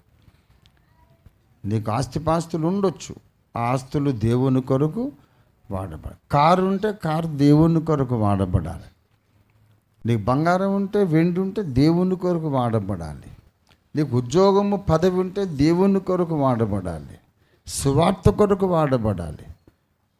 వ్యాపారం ఉంటే అది దేవుని కొరకు వాడబడాలి. నీకు పలుకుబడి, మంది మార్బలం ఉంటే అది దేవుని కొరకు, సువార్త కొరకు వాడబడాలి. ఇవన్నీ శాశ్వతం కాదు. ఇప్పటి జీవిత కాలములో నువ్వు ఇంకా నీ భాగం పొందలేదు, గుర్తుపెట్టుకో. ఇప్పటి జీవిత కాలములో నీవింకా నీకు రావలసిన భాగము నువ్వు పొందలేదు. నీ అసలైన స్వాస్థ్యము నీకు రాలేదు. కొంచెంపాటి ఉందేమో, ఒక ఇల్లు, వాకిలి, వాహనం, స్కూటరు, మోటార్ బైకో ఏదో ఉందేమో, కానీ నీ అసలైన స్వాస్థ్యం ఇంకా నీకు రాలేదు. నిరీక్షణ కలిగి మనం బ్రతుకుతున్నాం. దేవుని బిడ్డలారా, మనం యేసయ్యను నమ్మింది ఈ లోకంలో బాగుండాలని కాదు. అది లోకస్తులకు అర్థం కాదు. మనం యేసయ్యను నమ్మింది ఎందుకంటే ఈ లోకంలో మనం బాగుండాలని కాదు. వాళ్ళు వాళ్ళ దేవతలను అందుకు నమ్ముకుంటున్నారు. వాళ్ళ దేవతలను ఎందుకు నమ్ముకుంటున్నారంటే, మా వ్యాపారాలు బాగుండాలి, మా కుటుంబాలు బాగుండాలి, మా ఇళ్ళు, మా ఉద్యోగాలు, మా పిల్లలు, వాళ్ళ ఆరోగ్యాలు బాగుండాలని వాళ్ళు నమ్ముకుంటున్నారు. క్రైస్తవుడు యేసును అందుకు నమ్మడం లేదు. అది సెకండరీ ఇష్యూ. ఫస్ట్ ఇష్యూ అది కాదు. మనము యేసును ఎందుకు నమ్మాము అంటే, ఈ లోకం ఏదో మన జీవితం సాఫీగా గడిచిపోవడం కొరకు కాదు, కాదు, కాదు, కాదు, కానే కాదు. ఈ లోక సంబంధంగా కూడా దేవుడు మనల్ని కాపాడుతాడు, మన అవసరాలు తీరుస్తాడు, అన్నవస్త్రాలు ఇస్తాడు, అన్ని అపాయాల నుండి, గండముల నుండి కాపాడుతాడు, అనుమానం లేదు. కానీ దాని కొరకు మనం నమ్మలేదు సుమా. అది బోనస్ లాగా వస్తుంది మనకు, సప్లిమెంటరీ బోనస్ లాగా అట్లా వస్తుంది. అంతేగాని మనము యేసుని ఎందుకొరకు నమ్మామంటే, ఈ లోకాన్ని విడిచిన తరువాత ఉండే క్షేమము కొరకు నమ్మాము. ఈ లోకాన్ని విడిచిన తరువాత ఉండే ఒక గొప్ప ప్రమాదాన్ని తప్పించుకోవడం కొరకు యేసుని నమ్మాము. ఈ విషయాన్ని చూసే కళ్ళు ఈ లోకస్తులకు లేవు. వారి అంతరంగ నేత్రాలు గుడ్డి కళ్ళు అయిపోయినాయి. They cannot see this fact. యేసుని ఎందుకు నమ్మాము, ఎందుకు బాప్తిసం పొందాము, ఎందుకు సువార్త నమ్మాము, ఎందుకు ప్రార్థనలు చేస్తున్నాం, ఎంతమంది వ్యతిరేకించినా, దూషించినా, ద్వేషించినా, హింసించినా, చంపుతున్నా, చావడానికి కూడా సిద్ధపడి ఎందుకు యేసు మార్గంలో నడుస్తున్నామంటే, ఇక్కడి నుంచి వెళ్ళిపోయిన తర్వాత ఒక ఘోర ప్రమాదం ఉన్నది. ఆ ప్రమాదము పేరు నరకం.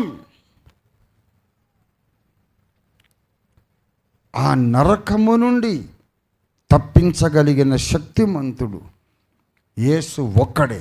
దేవతలు అనబడిన వాళ్ళు, దేవుళ్ళు అనబడిన వారు, పూజలు అందుకునే వాళ్ళు ఎంతమంది ఉన్నను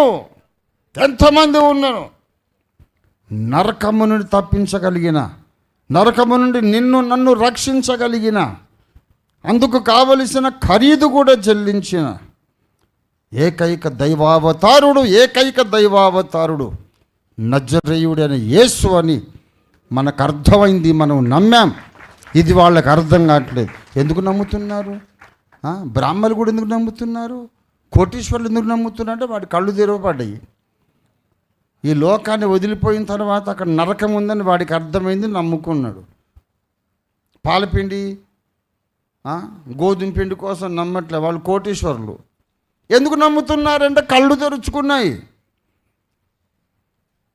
ఆదాము కుటుంబంలో పుట్టిన నేను స్వభావరీత్యా పాపిని, ఇలాగే చచ్చిపోతే అగ్నిగుండంలో పడతాను. తప్పించుకోవాలంటే నన్ను తప్పించడానికి జరిమానా కట్టిన ఏకైక లీగల్ సేవ్యర్, చట్టబద్ధముగా నన్ను రక్షించగలిగిన ఒకే ఒక రక్షకుడు యేసని అర్థం చేసుకోవడానికి వాళ్ళ కళ్ళు తెరవబడ్డాయి. కాబట్టి నమ్మారు. దేవునికి స్తోత్రం కలుగును గాక. హల్లెలూయా. నమ్మి ఏం బాగుపడ్డారు మీరు? అదే గుడిసెలో ఉన్నారు కదంటే, ఓసి పిచ్చిమోఖమా, మేము గుడిసెపోయి మేడ కావడం కోసం నమ్ముకోలే. మేడలో ఉన్న గుడిసెలో ఉన్న 3 నాళ్ళే. ఈ లోకాన్ని విడిచిపెట్టిన తర్వాత గుడిసెలో ఉన్నోడు ఆ గుడిసెను వదిలిపెడతాడు, మేడలో ఉన్నోళ్ళు మేడను వదిలిపెడతాడు. మనం వెళ్ళే చోట అగ్నిగుండం ఉంది. దానిని తప్పించుకోవడానికి మేము యేసును నమ్మాము. ఈ స్పష్టత మాకున్నది. యేసు మమ్మను తప్పించగలడు అనే నమ్మకం మాకుంది. ఎందుకంటే ఆయనలో ప్రవచనాలు, సకల మత గ్రంథముల ప్రవచనాలు నెరవేర్చబడినవి. నమ్మడానికి ఎన్నో ఆధారాలు ఉన్నాయి. మాది మూఢనమ్మకం కాదు, గుడ్డి నమ్మకం కాదు, తార్కికమైన, హేతుబద్ధమైన, సశాస్త్రీయమైన నమ్మకం. అందుకే శాస్త్రవేత్తలు కూడా యేసును నమ్ముతున్నారు. దేవునికి స్తోత్రం కలుగునుగాక. హల్లెలూయా. ప్రభునందు ప్రియులారా, ఈ జీవిత కాలంలోనే నాకు రావాలి.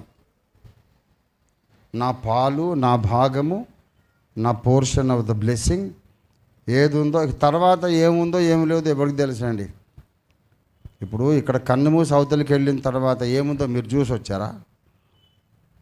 అక్కడ పోయినాక రెడ్డి ఎవడో రాజు ఎవడో ఏమో. ఏమైనా దేవుడు ఇస్తా నాకు ఇక్కడే ఉండాలి, కానీ ఆ తర్వాత ఎప్పుడో ఇస్తాననేది మోసం. మనం నమ్మడానికి వీల్లేదు అనే ప్రచారం కూడా జరుగుతూ ఉంది. అట్లాంటి వాళ్ళ కొరకు క్రైస్తవులు పొరపాటును కూడా అలాంటి మాటలు వినొద్దు, నమ్మొద్దు. అలాంటి వాళ్ళ కొరకే పౌలు భక్తుడు ఈ మాట రాశాడు. 1 కొరింథీ పత్రిక 15వ అధ్యాయము 19వ వచనం.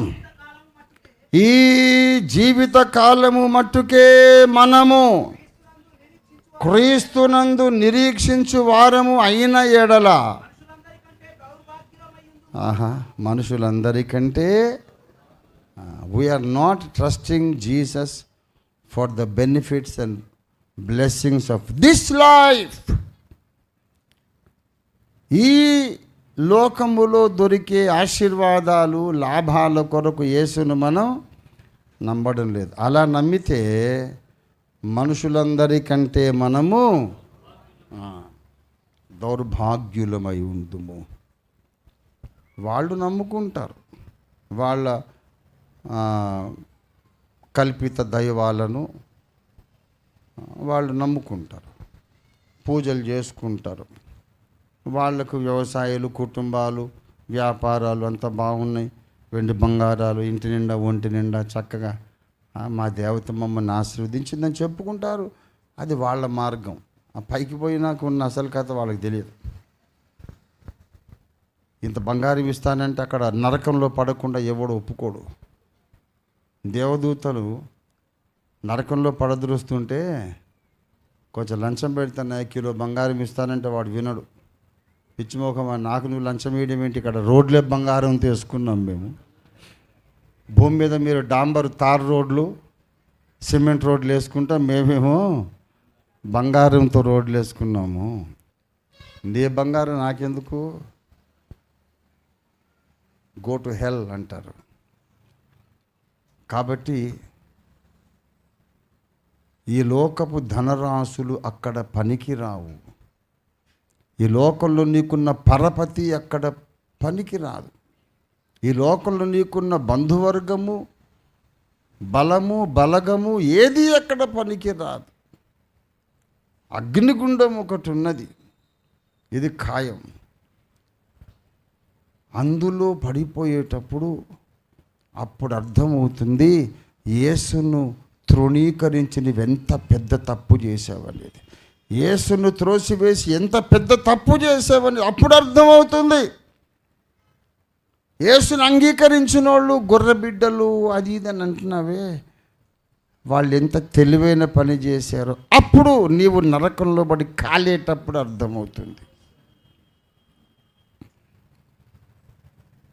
మనము యేసును నమ్మడానికి కారణం ఏంటంటే ఇప్పటి జీవిత కాలములోనే మనం మన భాగం పొందటానికి కాదు, మనోహర స్థలములలో మన భాగాన్ని పొందటానికి. దేవునికి స్తోత్రం కలుగును గాక. హల్లెలూయా, హల్లెలూయా. Let us have this clarity in our mind. కొంతమంది సీనియర్ విశ్వాసులు కూడా మాట్లాడగానే నేను విన్నాను, ఏముంది బ్రదరు, ఏం భక్తో, ఏం రక్షణో, ఏం దేవుడో, యేసుప్రభు నమ్మినప్పటి నుంచి అన్ని కష్టాలే. ఏది ఒక్క పని కూడా ఏది చేసినా కలిసి రావట్లే. బంధువులు దూరం అయ్యారు, స్నేహితులు దూరం అయ్యారు, పిల్లల పెళ్లి చేయలేకపోయాము, అన్ని ఇబ్బందులు, అవమానాలే. యేసుప్రభుని నమ్మకుండా ఉన్నోళ్ళే బాగున్నారు. వాళ్ళకు అల్లుళ్ళు వచ్చారు పైసా కట్నం తీసుకోకుండా అండి, కానీ కోడళ్ళు వచ్చారు, ఒకడు కోట్ల కట్నం తెచ్చారు. కోడళ్ళు ఏమో కోటి రూపాయల కట్నం తెచ్చారండి. అల్లుళ్ళు వచ్చారు, పైసా కట్నం తీసుకోలేదు. మరి అదృష్టం కాదు. నిన్న మొన్నటి దాకా ఒకటే ఇల్లు వాళ్ళకు ఉండేది, 3 అంతస్తులు పెంచేశారు. ఇంకా 4-5 ఊళ్ళల్లో 4-5 ఇళ్ళు బినామీ పేర్ల మీద కొన్నారు. వాళ్ళ ఆవిడకి నెలకు ఒక కొత్త నెక్లెసు, కొత్త గొలుసు, మొత్తం గంగిరెద్దులాగా తయారు చేసేసారు.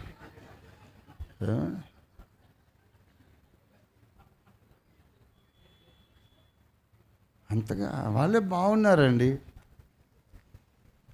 క్రైస్తవులము, దేవుని బిడ్డల, మా దేవుడు నిజమైన దేవుడు అని మనం డాంబికాలు పలికి ఏమి సాధించాం బ్రదరు?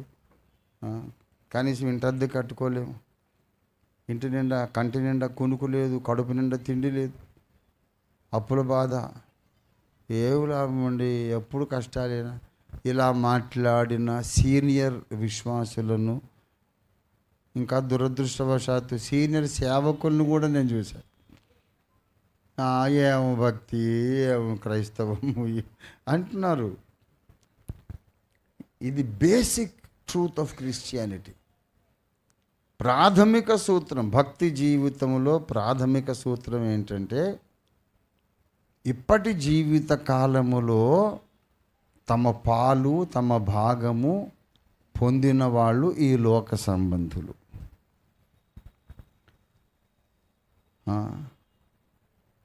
మన భాగము మనము రాబోయే మనోహర స్థలములో, రాబోయే యుగములో పొందే నిత్య స్వాస్థ్యము పొందే ప్రజల మనం. ఇంకొకటి, వాడు సంపాదించిందంతా ఎవడికో వదిలిపెట్టేసి వెళ్తాడట. కానీ మనం వెళ్ళినప్పుడు మనం సంపాదించిందంతా మనతోనే ఉంటుంది. అక్కడ నిత్యత్వం అంతా. దేవునికి స్తోత్రం కలుగును గాక. నువ్వు దేవుని కొరకు ఇచ్చిన ప్రతి రూపాయ, నువ్వు కార్చిన ప్రతి కన్నీటి బొట్టు, ప్రార్థనలో కార్చిన ప్రతి కన్నీటి బొట్టు, సువార్త ప్రకటన కొరకు నువ్వు కార్చిన ప్రతి చెమట బొట్టు, వజ్రాలు ముత్యాలై, రత్న వజ్ర వైఢూర్యాలై నిత్యత్వమంతా నిన్ను ఐశ్వర్యవంతునిగా, ఐశ్వర్యవంతురాలిగా నిలబెట్టేస్తా. దేవుని బిడ్డలారా, అక్కడికి వెళ్ళిన తర్వాత ఎంత ఐశ్వర్యమో తెలుసా నీకు? పౌలు భక్తునికి ఏముంది ఈ లోకంలో? ఏమండి, పౌలు భక్తుడు అంటాడు, ఈ గడియ వరకు 35-33 సంవత్సరాలు సేవ చేసిన తర్వాత ఇంకనూ మేము ఆకలి దప్పికలతో ఉన్నాము, చలితో, దిగంబరత్వంతో, నిలవరమైన నివాసము లేక అంటే సొంతిల్లు లేదు పౌలుకు. కానీ ఆఖరిని ఏమన్నాడు తెలుసా? మంచి పోరాటం పోరాడాను, నా పరుగును కడముట్టించాను, ఇక మీదట నా కొరకు ఏముంది? కిరీటం, నీతి కిరీటము. కిరీటం ధరించేవాడు ఎవరు చెప్పండి? రాజు. ఈ భూమి మీద సొంత ఇల్లు లేదు, మంచి బట్టలు లేవు, మంచి ఆహారం లేదు, అవమానాలతో బ్రతికాడు. కానీ వెళ్ళిపోతున్నానండి, నేను వెళ్ళిపోతున్నాను. నేను వెళ్ళే చోట నాకు ఒక రాజ్యం ఉంది, ఒక సింహాసనం ఉంది, ఒక కిరీటం ఉంది. అది నా నుండి ఎప్పటికీ దూరం కాదు. 5 సంవత్సరాలు ఉండే ప్రధానమంత్రిని కాదు నేను, 4 సంవత్సరాలు ఉండే అమెరికా ప్రెసిడెంట్ లాంటి కాదు. ఒక్కసారి సింహాసనం ఎక్కానంటే, కిరీటం పెట్టుకున్నానంటే 100 సంవత్సరాలు, 1000 సంవత్సరాలు, 1,00,000 సంవత్సరాలు, 1,00,00,000 సంవత్సరాలు, 1,00,00,000 సంవత్సరాలు, అంతము లేని కాలం, యుగ యుగములు రాజునే నేను. అది మనోహర స్థలములో నాకున్నటువంటి భాగం, నాకున్న పాలు అక్కడ ప్రాప్తించింది. మనోహర స్థలములలో నాకు పాలు ప్రాప్తించేది. దేవునికి స్తోత్రం కలుగును గాక. హల్లెలూయా. దానికోసం నమ్ముకున్నాం మనం. నువ్వు దేనికోసం నమ్మేవని అడుగుతున్నాను. ఏమండి, it's a personal direct question. నువ్వు దేనికోసం ప్రభువుని నమ్మావు? ఈ భూమి మీద బాగుంటే చాలునే, లేకపోతే యుగ యుగాలు బాగుండాలనే? యుగ యుగములు నీవు బాగుండాలి అంటే ఇప్పటి కాలంలో పౌలులాగా సిలువ మోయడానికి నీవు ఇష్టపడాలి. దేవునికి స్తోత్రం కలుగును గాక. హల్లెలూయా. సిలువ మోయాలి. ఇక్కడ ఆయనతో పాటు సహించిన వారమైతేనే ఆయనతో పాటు మనం మహిమ పరచబడతాం. దేవునికి స్తోత్రం కలుగును గాక. ఈ లోకంలో కూడా మనకు సహాయం చేస్తాడు, చేయడని కాదు. ఈ లోకంలో మీకు ఏమీ దొరకదు, అంతా చచ్చిపోయిన తర్వాతే అని చెప్పట్లే. నేను మిమ్మల్ని ముక్కుసూటిగా అడుగుతున్నాను, దేవుడు మీ కొరకు ఎప్పుడు ఏ కార్యం చేయలేదా? బోలెడు చేశాడు. ఏమండి, ముందు మనశ్శాంతి ఉంటుంది. ఏమండి, మనశ్శాంతి, దానికి ఎన్ని కోట్ల విలువ అండి? వెల కట్టలేము. ఆత్మానందము, రక్షణ సంతోషము, దేవునితో సమాధానము, ఇవన్నీ ఉంటాయి. తగు మాత్రం అన్న వస్త్రములు కలిగిన దానితో తృప్తి కలిగి ఉండాలి. దేవునికి స్తోత్రం కలుగును గాక. హల్లెలూయా. ఎఫెసీ పత్రిక మొదటి అధ్యాయము 3వ వచనం, మన ప్రభువైన యేసుక్రీస్తు యొక్క తండ్రియగు దేవుడు స్తుతింపబడును గాక.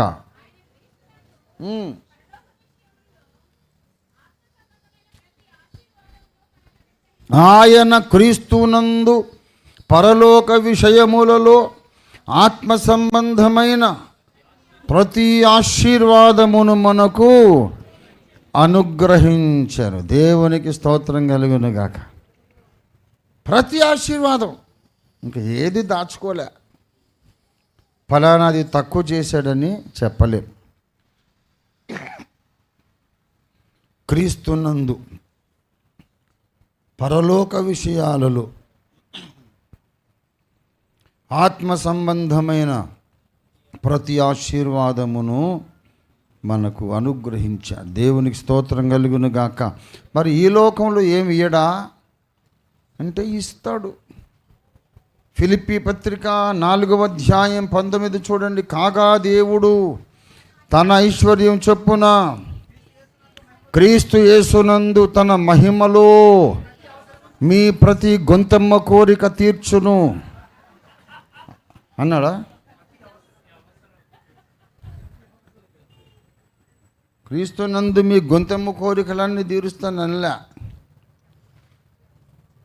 ప్రతివాడు బయలుదేరి కేఏ పాల్ గారికి విమానం ఉంది, నాకు కూడా విమానం కావాలి, అడుగుడి మీకు ఇవ్వబడును అన్నాడు కదా, నాకు ఈ అని. ఇప్పుడు ఇక్కడ ఉన్న వాళ్ళందరూ విమానాలు అడిగితే 500 విమానాలు కావాలి. ఎక్కడ పెట్టుకుంటావు? అవన్నీ ఒకదాన్ని గుద్దుకొని సావాలి. హెలికాప్టర్లు, విమానాలు కావాలి. ఇప్పుడు కార్లే ఉన్నాయండి. ఇప్పుడు కార్లు కొనేది ఎక్కువైపోయి పార్కింగ్ ప్లేస్ లేదు. పెద్ద సమస్య కదా. ఇప్పుడు ఒక 25 లక్షలు, 30 లక్షలు, 40, 50 లక్షలు ఉంటే కారు కొంటాం. ఎక్కడ పెట్టుకోవాలి? దానికి ప్లేస్ లేదు. పెద్ద ప్రాబ్లం. ఈవెన్ అమెరికాలో కూడా ప్రాబ్లం. నా మేనకోడలు, నేను అమెరికాకి వెళ్ళినప్పుడు నేను మూడీ ఇన్స్టిట్యూట్కి వెళ్ళాలని చెప్పా. అక్కడికి వెళ్ళి అక్కడ లైబ్రరీలో కొన్ని బుక్స్ కావాలి నాకు, అక్కడ సంప్రదించి తీసుకొని రావాలంటే, మంచిది మామయ్య నేను తీసుకెళ్తానని కూర్చోబెట్టుకొని తీసుకెళ్ళింది. షికాగోలో ఉంటుంది moody Bible institute, moody church. మామయ్య మీరు ఎంతసేపటికి వస్తారో రండి, మీరు వచ్చిన దాకా నేను ఇక్కడే ఉంటానంటే, ఎందుకు నువ్వు కూడా లోపలికి రా అని చెప్పా. లేదు మామయ్య ఇక్కడ పార్కింగ్ ప్లేస్ ఉండదు, నువ్వు వచ్చేదాకా నేను గుడి చుట్టూ గిరికీలు కొడుతూ ఉంటానండి. నేను గంటకు వచ్చినా 2 గంటలకు వచ్చినా పాపం అమ్మాయి డ్రైవ్ చేసుకుంటూ తిరుగుతూ ఉంటుందంట. ఎంతసేపు తిరుగుతావమ్మా, కాళ్ళు చేతులు నొప్పి లేవా నీకు అంటే, మరి తప్పదు మామయ్య, నో పార్కింగ్ ప్లేస్ ఇక్కడ.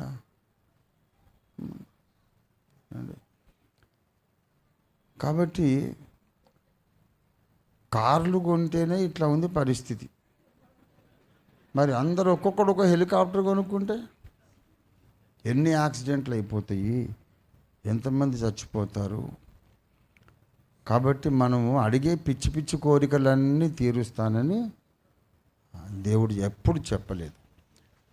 దేవుడు క్రీస్తు యేసునందు తన ఐశ్వర్యం చొప్పున తన మహిమలో మీ ప్రతి కోరిక తీర్చును అనలేదు, ప్రతి అవసరము తీర్చునన్నాడు. కోరిక అనేది వేరు, అవసరం అనేది వేరు. కోరికలు చాలా ఉంటాయి.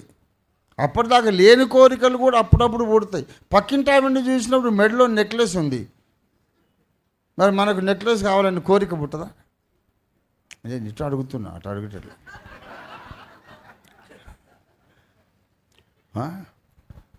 అప్పటిదాకా కోరిక లేదు, కానీ జిగేల్మని మెరుస్తాం బయటకు వచ్చింది, మెడలో నెక్లెస్ వేసుకొని. మరి పాపం అమ్మాయికి ఆశ పుట్టదా? మావాడు తలకు మాసినోడు, వీడు పెళ్లి చేసుకొని 10 సంవత్సరాలైంది, ఒక చిన్న ముక్కు పొడికైనా కొనియలేదు. ఆయన చూడు ఎన్ని నగలు కొంటున్నాడు పక్కింటి ఆయన. ఏమండి ఎలాగైనా నాకు కూడా నెక్లెస్ కొనండి అని వాడిని సాధిస్తూ ఉంటుంది అమ్మాయి. వీటిని ఏమంటారంటే కోరికలు, అవసరాలు కాదు. నెక్లెస్లు నీకు అవసరం కాదు, వడ్డాణాలు నెక్లెస్లు నీకు అవసరం కాదు. బేసిక్ నెసెసిటీస్ ఏవైతే ఉన్నాయో అవి నేను తీరుస్తానని యేసయ్య వాగ్దానం చేశాడు. నీ బ్రతుకు బండి ముందుకు నడవడానికి, పూటకు 3 పూటల 4 వేళ్ళు లోపలికి వెళ్ళడానికి, వర్షము ఎండ ఇలాంటి ప్రకృతి వైపరీత్యాలకు ఒక నీడ నీకు ఉండడానికి, కంఫర్టబుల్గా దేవుడిచ్చిన ఆయుష్కాలం గడిచిపోవడానికి కనీస అవసరాలు ఏవైతే ఉన్నాయో అడుగు, దేవుణ్ణి ఇస్తాడు. ప్లాన్ చేసుకో. అంతేగాని నేనైతే అడగను. అంబానీకి అక్కడ 500 గదుల ఇల్లు ఉందట బొంబాయిలో. 500 గదులు ఎందుకో నాకు అర్థం కాల. నాకు అటువంటిది ఇవ్వు ప్రభువా అని నేను అడగను. 500 గదులు ఎందుకంటే వచ్చి దయ్యాలు ఉండడానిక? నేను ఉండడానికి ఒక గది చాలు, మిగతా 499 గదులు ఎందుకండి? గబ్బిలాలు దయ్యాలు ఉండాలి. ఆడంబరంగా ఏదేదో లగ్జరీ మనం కోరుకోవద్దు. బ్రతకడానికి మినిమం నెసెసిటీస్, కనీస అవసరాలు తీరితే చాలు. నేను ఒక చిన్న ఇంట్లో 2-3 గదులు, అటాచ్డ్ బాత్రూమ్, ముఖ్యంగా నేనైతే కోరుకునేది అదే. ఆ బాత్రూమ్స్లో కూడా దేశభక్తి ఉండాలనేది నా కోరిక.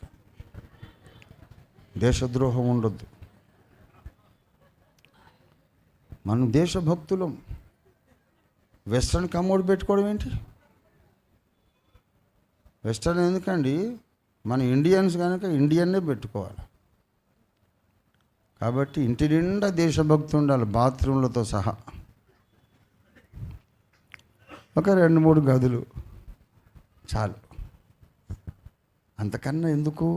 వెళ్ళిపోయేటప్పుడు కావలసింది ఒక 6 గజాలు అటు, 3 గజాలు ఇటు. అంతకన్నా మనకు అక్కర్లే. కోట్లకు కోట్లు కూడబెట్టి ఎవడికో ఇచ్చేసిపోతే అది ఇక్కడే ఉంటుంది. అదే కోట్లు సువార్త కొరకు ఖర్చు పెడితే ఆ కోట్లన్నీ పరలోకంలో ఉంటాయి. దేవునికి స్తోత్రం కలుగును గాక. ఎస్, నువ్వు సంపాదించే కోట్లన్నీ పరలోకపు బ్యాంకులో జమ చేసుకోవాలంటే ఆత్మల సంపాదన కొరకు వాడాలి. దేవునికి స్తోత్రం కలుగును గాక.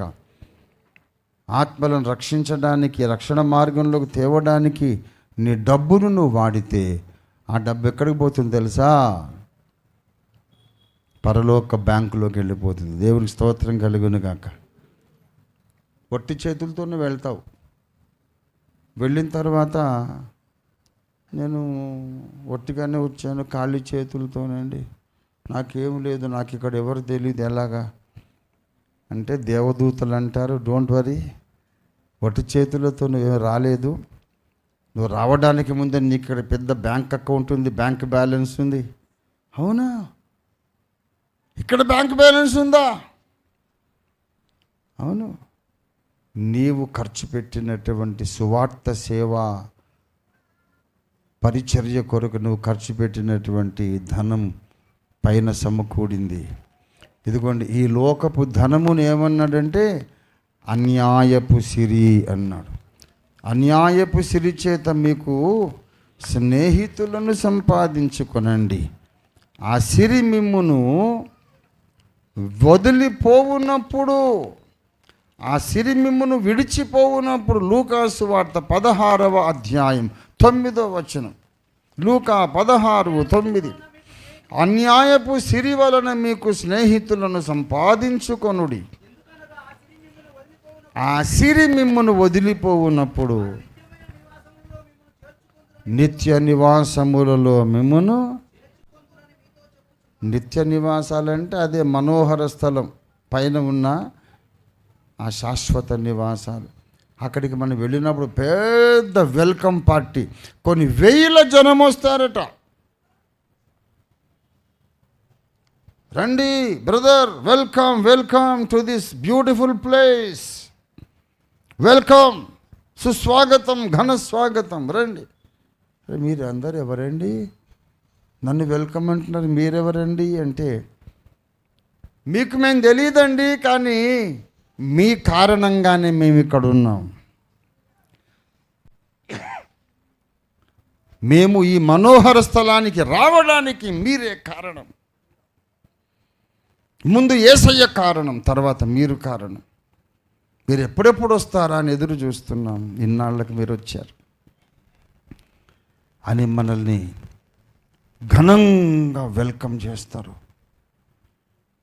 నా కారణంగా మీరు రావడం ఏంటండి? మీరెవరు నాకు తెలియదు అంటే, మీరు కొందరు సేవకులకు ఆర్థిక సహాయం చేశారు కదా. ఫలానా సేవకుడు మీరిచ్చిన ఆర్థిక సహాయంతో మా ఊరికి వచ్చాడు, సువార్త ప్రకటించాడు, కన్నీళ్ళ ప్రార్థన చేశాడు. ముందు మేము అతన్ని కొట్టాము, తిట్టాము, వెళ్ళగొట్టాము, కానీ మీరిచ్చిన సహకారంతో అతను ధైర్యంగా నిలబడ్డాడు. మెల్లిమెల్లిగా మా కళ్ళు తెరవబడ్డాయి. యేసే నిజమైన రక్షకుడు అని అర్థమైంది. అతన్ని హక్కును చేర్చుకున్నాం, రక్షణ పొందాం, సంఘముగా కట్టబడ్డాం. జీవితకాలం ముగించిన తర్వాత ఇక్కడికి వచ్చేసాం. అందరం కూడబలుక, బాబు నువ్వు ఎట్లా వచ్చావు ఇక్కడికి, నువ్వు ఎట్లా వచ్చావు అంటే, ఫలానా సేవకుడు వచ్చి మా ఊర్లో సువార్త చెబితే నేను నమ్మానండి, రక్షణ పొందానండి. ఆ సేవకులను అడుగుతారు, మీరు ఎలాగొచ్చారు మా ఊరికి? అంత కొట్టినా తిట్టినా హింసించినా వెళ్ళిపోలేదేంటి? ఎందుకు వచ్చారు మీరు? నన్ను బలపరిచిన ఒక సామాన్య విశ్వాసి ఉన్నారండి. అతను రెవరెండ్ కాదు, డాక్టర్ కాదు, ప్రొఫెసర్ కాదు, అతను థియోలోజియన్ కాదు, పాస్టర్ కాదు, ఏమీ కాదు, సింపుల్ బిలీవర్. నన్ను బలపరిచి పంపిస్తే మీ ఊరికి వచ్చానండి. అవునా, ఆయన పేరేంటి? వాళ్ళు ఎదురు చూస్తున్నారు, ఆయన ఎప్పుడు వస్తాడో ఘనంగా సన్మానిద్దామని. అలా నువ్వు ఒక 10 మంది సేవకుల్ని అడాప్ట్ చేసుకున్నావు అనుకో, 10 మందిని ప్రార్థనాపూర్వకంగా బలపరిచి పంపించావనుకో, ఆర్థికంగా బలపరిచావనుకో, సువార్త ప్రకటిస్తారు, దెబ్బలు తింటారు, హింసించబడతారు, మాదిరి చూపుతారు, కన్నీళ్ళ ప్రార్థన చేస్తారు. అనేక వేల మంది రక్షింపబడితే వాళ్ళు నీకు స్నేహితులై నిత్య నివాసాల్లో ఉంటారు. ఈ లోకపు సిరి నిన్ను వదిలిపోవున్నప్పుడు, ఎప్పుడు వదిలిపోతుంది ఈ లోకపు సిరి చెప్పండి? ఈ లోకపు సిరి ఎప్పుడు వదిలిపోతుంది? మరణ సమయములో ఈ లోకపు సిరి వదిలిపోతుంది. ఈ లోకపు సిరి వదిలిపోయినప్పుడు ఆ డబ్బుతో నువ్వు సంపాదించుకున్న స్నేహితులు పైలోకంలో నిన్ను ఎదుర్కొంటారు, స్వీకరిస్తారు, ఘనంగా స్వాగతిస్తారు. డబ్బు ఏం చేసినా వ్యర్థమైపోతుంది. సువార్తలో ఖర్చు పెడితే మాత్రమే అది వ్యర్థం కాదు. దేవునికి స్తోత్రం కలుగునుగాక. నువ్వు తిన్నా తాగినా ఏం చేసినా వ్యర్థమైపోవచ్చు, కానీ సువార్త కొరకు నువ్వు ఖర్చు పెట్టే ఏ ఒక్క రూపాయి కూడా వ్యర్థం కాదు. దాని లెక్క నువ్వు పైకి వెళ్ళిన తర్వాత మనోహర స్థలాల్లో చూసుకోవచ్చు. దేవుడు నమ్మదగినవాడు, ఎవరికి అప్పుపడి ఉండడు ఆయన. ప్రియులారా, మనకు ఆ మనోహర స్థలములలో భాగం ఉన్నది. దాని కొరకు మనం యేసునందు విశ్వసించాం. ఇప్పటి జీవిత కాలంలో దేవుని వాగ్దానం ఏంటి చెప్పండి? మీ ప్రతి అవసరము, ఒకవేళ తీర్చకపోతే పోతాడు, పర్వాలేదు. ఏమండి, మాసిదోనియా సంఘముల వారు 2 కొరింథీ 8వ అధ్యాయం ప్రకారం, మాసిదోనియా సంఘముల ప్రకారం ఏంటండి? చదవండి.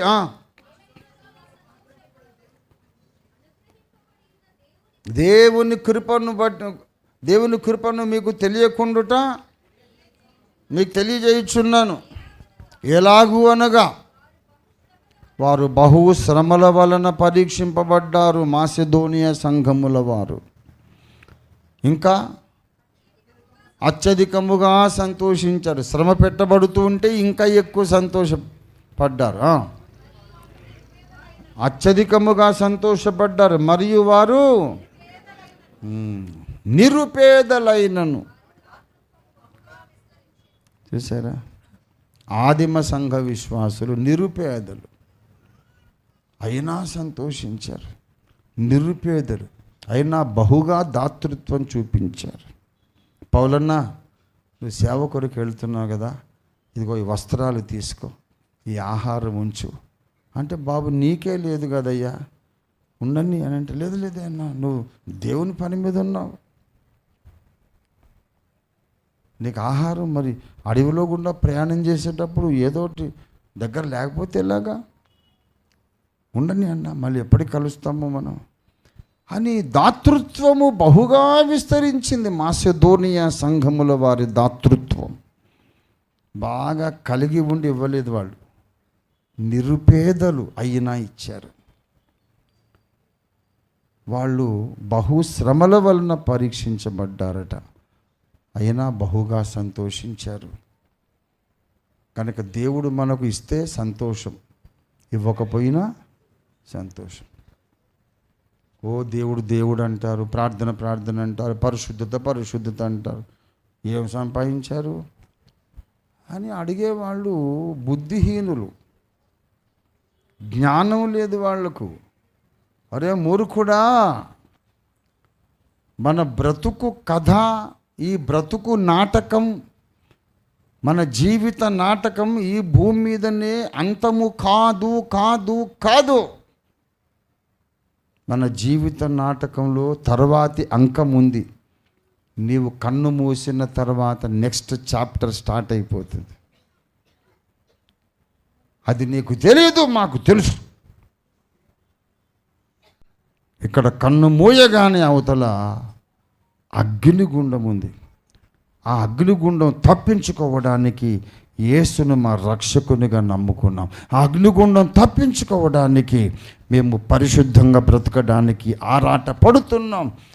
ఆ అగ్నిగుండం తప్పించుకోవడానికి, దేవునితో నడవడానికి మేము ప్రయాసపడుతున్నాం.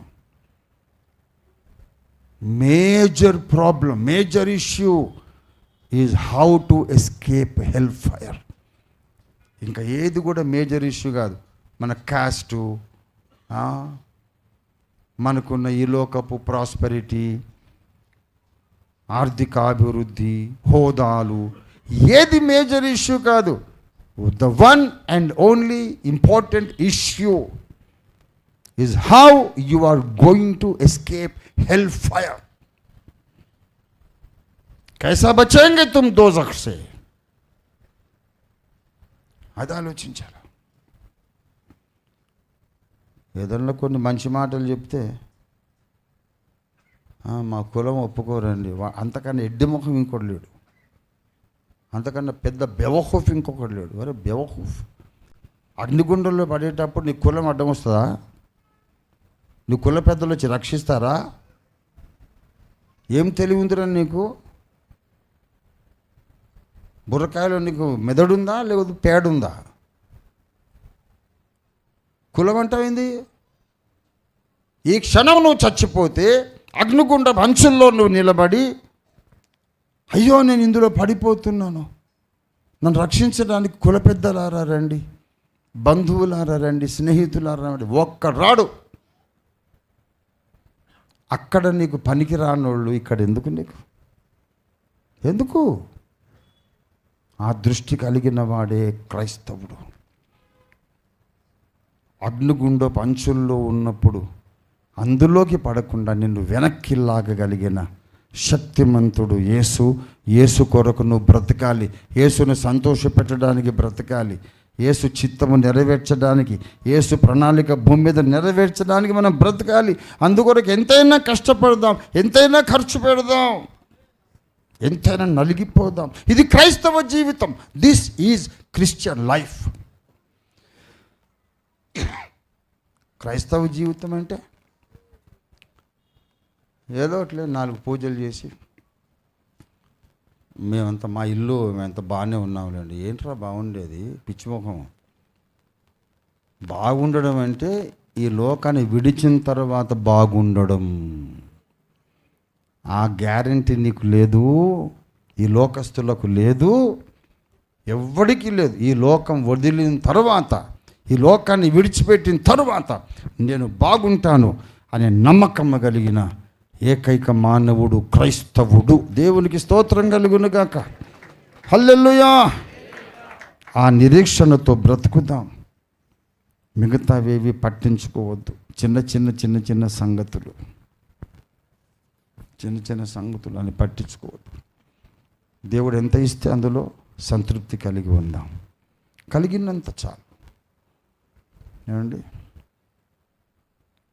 ఎంత ఇస్తే అంత. బిర్యానీ అయితే బిర్యానీలే తిందాం. లేదు వాటి గంజి తాగుదామంటే గంజే తాగుదాం. ఏం ఇబ్బంది లేదు. అది పెద్ద ఇష్యూ కాదు. ఆయన ఇచ్చి మంచి చీనాంబరాలు, పట్టు వస్త్రాలు, వూలన్ సూట్లు కట్టుకోండి, తప్పు లేదు. ఏమీ లేదనుకో, ఏదో చిన్నగా ఒక టీషర్ట్, ఒక అడ్డ పంచజు బ్రతుకుదాం, ఇబ్బంది లేదు. ఏదో శరీరము కప్పుకోవడానికి, మన సిగ్గుపోకుండా, అవమానం కాకుండా శరీరం కప్పుకోవడానికి ఒక బట్ట ఉండాలి. ఏదో ఊపిరి నిలుపుకోవడానికి స్వల్పంగా ఆహారం ఉండాలి.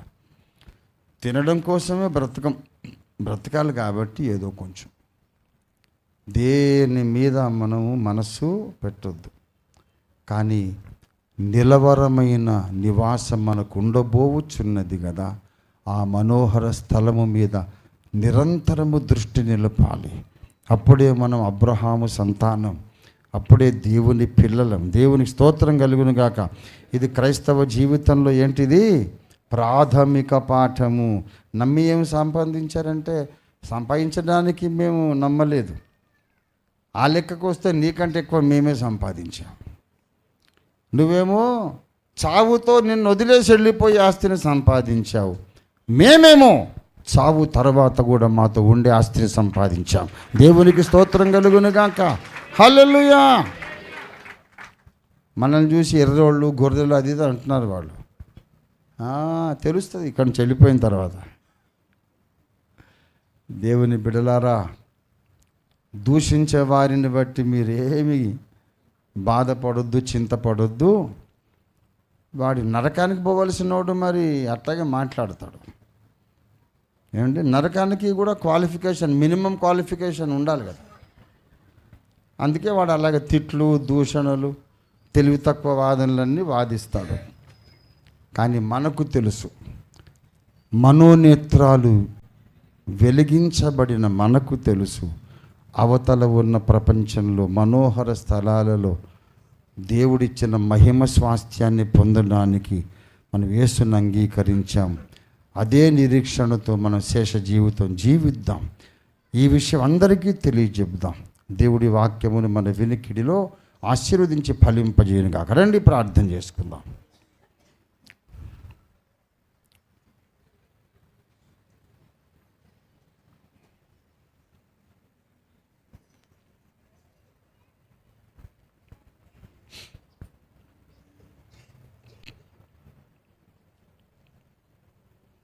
హల్లెలూయా. స్తోత్రం, స్తోత్రం, స్తోత్రం. యేసయ్యా, మాకు అనుగ్రహించిన శ్రేష్టమైన స్వాస్థ్యము కొరకు నీకు వందనాలు. మనోహరమైన స్థలముల్లో మీరు మాకు మా పాలి భాగము మాకు ఇచ్చినందుకు నీకు వందనాలని 2 చేతులెత్తి మన ప్రభువును కొంత సమయము స్తుతించి ఆరాధించుకుందాము ప్రియులారా. హల్లెలూయా. రీకారాదలాబార సందలది ఉరిరియరదర బబరి హుబరి కరిందలది హాందర రికారదలాబరాసి ఉంభరబర రికందర రియాదరాబరాసి. హల్లెలూయా, హల్లెలూయా, హల్లెలూయా, హల్లెలూయా, హల్లెలూయా, హల్లెలూయా. స్తుతి స్తుతి స్తుతి స్తుతి స్తుతి స్తుతి స్తుతి స్తుతి. అయ్యా నీకు వందనాలు. నిత్యమైన స్వాస్థ్యము, శ్రేష్టమైన స్వాస్థ్యము, మనోహరమైన స్వాస్థ్యము కొరకు నీకు వందనాలయ్యా. ఈ లోకము మాకు శాశ్వతం కాదు. ఈ లోకంలో ఒకవేళ మాకు ధనం ఉన్నా సరే అది శాశ్వతం కాదు. ఆస్తులు ఉన్నా సరే వదిలేసి వెళ్ళిపోవాలి.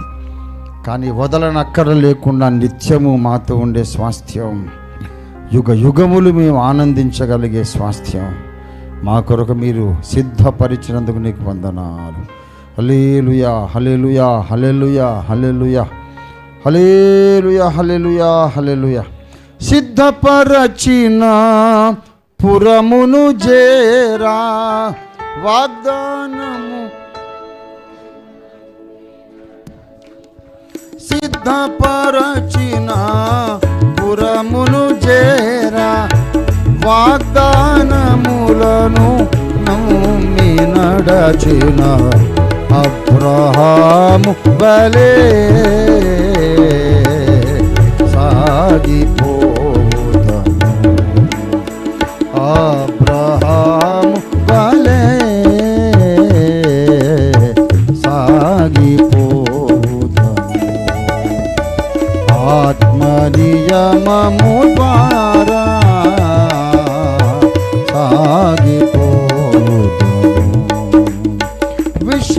విశ్వాసమునకు కర్తయు దానిని కొనసాగించెడు యేసుని చూచుచు. విశ్వాసము కర్తయు దానిని కొనసాగించెడు యేసుని చూచుచు. ఓపికతో మనము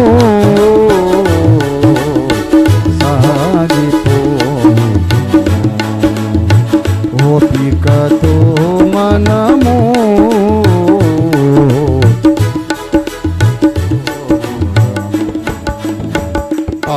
ఆత్మనియమం ద్వారా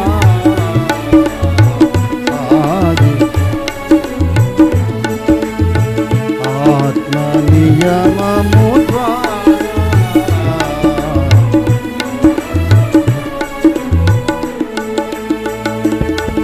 ప్రార్థన చేసుకుందాం. ప్రేమ కలిగిన మా మహాపరిశుద్ధ తండ్రి, నీ దివ్య వాక్యము కొరకు నీకు స్తోత్రాలు. మా బ్రతుకులో ఎటువంటి గురి కలిగి మేము ముందుకు నడవాలో, ఏ నిరీక్షణ కలిగి సాగిపోవాలో మీరు మాకు స్పష్టపరిచినందుకు నీకే స్తోత్రాలు.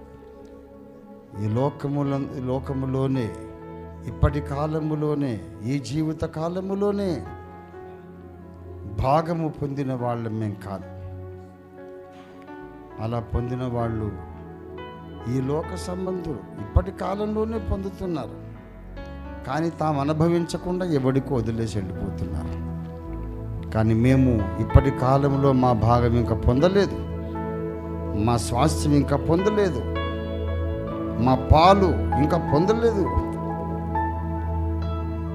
అయినా మేము మనోహర స్థలములలో నిత్య స్వాస్థ్యాన్ని, శ్రేష్ఠ స్వాస్థ్యాన్ని పొందబోతున్నాం. అది ఎన్నటికీ మమ్మల్ని వదిలిపోదు గనుక నీకు స్తోత్రాలు. హల్లెలూయా హల్లెలూయా హల్లెలూయా హల్లెలూయా. ఈ మహిమ నిరీక్షణ కలిగి, రక్షణ ఆనందము కలిగి మమ్మల్ని మేము పవిత్రపరుచుకుంటూ పరిశుద్ధ జీవితం కొరకు రోషము కలిగి వెనుకున్న వాటిని మరిచి ముందున్న వాటి కొరకు వేగిరపడుచు మా ముందున్న పందెములో ఓపికతో పరిగెత్తడానికి మాకును తెలుగు భాష తెలిసిన విశ్వాసులు ఈ సందేశాన్ని వినబోతున్న వాళ్ళందరికీ నీ కృప సహాయము దయచేయమని యేసు అద్భుత నామంలో స్తుతించి ప్రార్థిస్తున్నాం తండ్రి. మన తండ్రి అయిన దేవాది దేవుని శాశ్వత ప్రేమ, సర్వ జగత్ రక్షకుడైన యేసునాథుని అనంత కృప, పరిశుద్ధాత్మ దేవుని తోడి దివ్య మనోహర సహవాసం చేరువచ్చిన మనకందరకు, భూలోకమందలి సకల భక్త కోటికి ప్రభుని యేసు రాకడను ఆశతో అపేక్షించుచున్న ప్రతి ఒక్కరికి సదాకాలం తోడై ఉండును గాక. ఆమేన్ ఆమేన్ ఆమేన్. యేసు రక్తమునకు జయము, ప్రభు యేసు రక్తమునకు జయం, ప్రభు యేసు నామమునకు సంపూర్ణ జయం కలుగును గాక. అందరికీ వందనాలండి. Thank you very much. ఆ,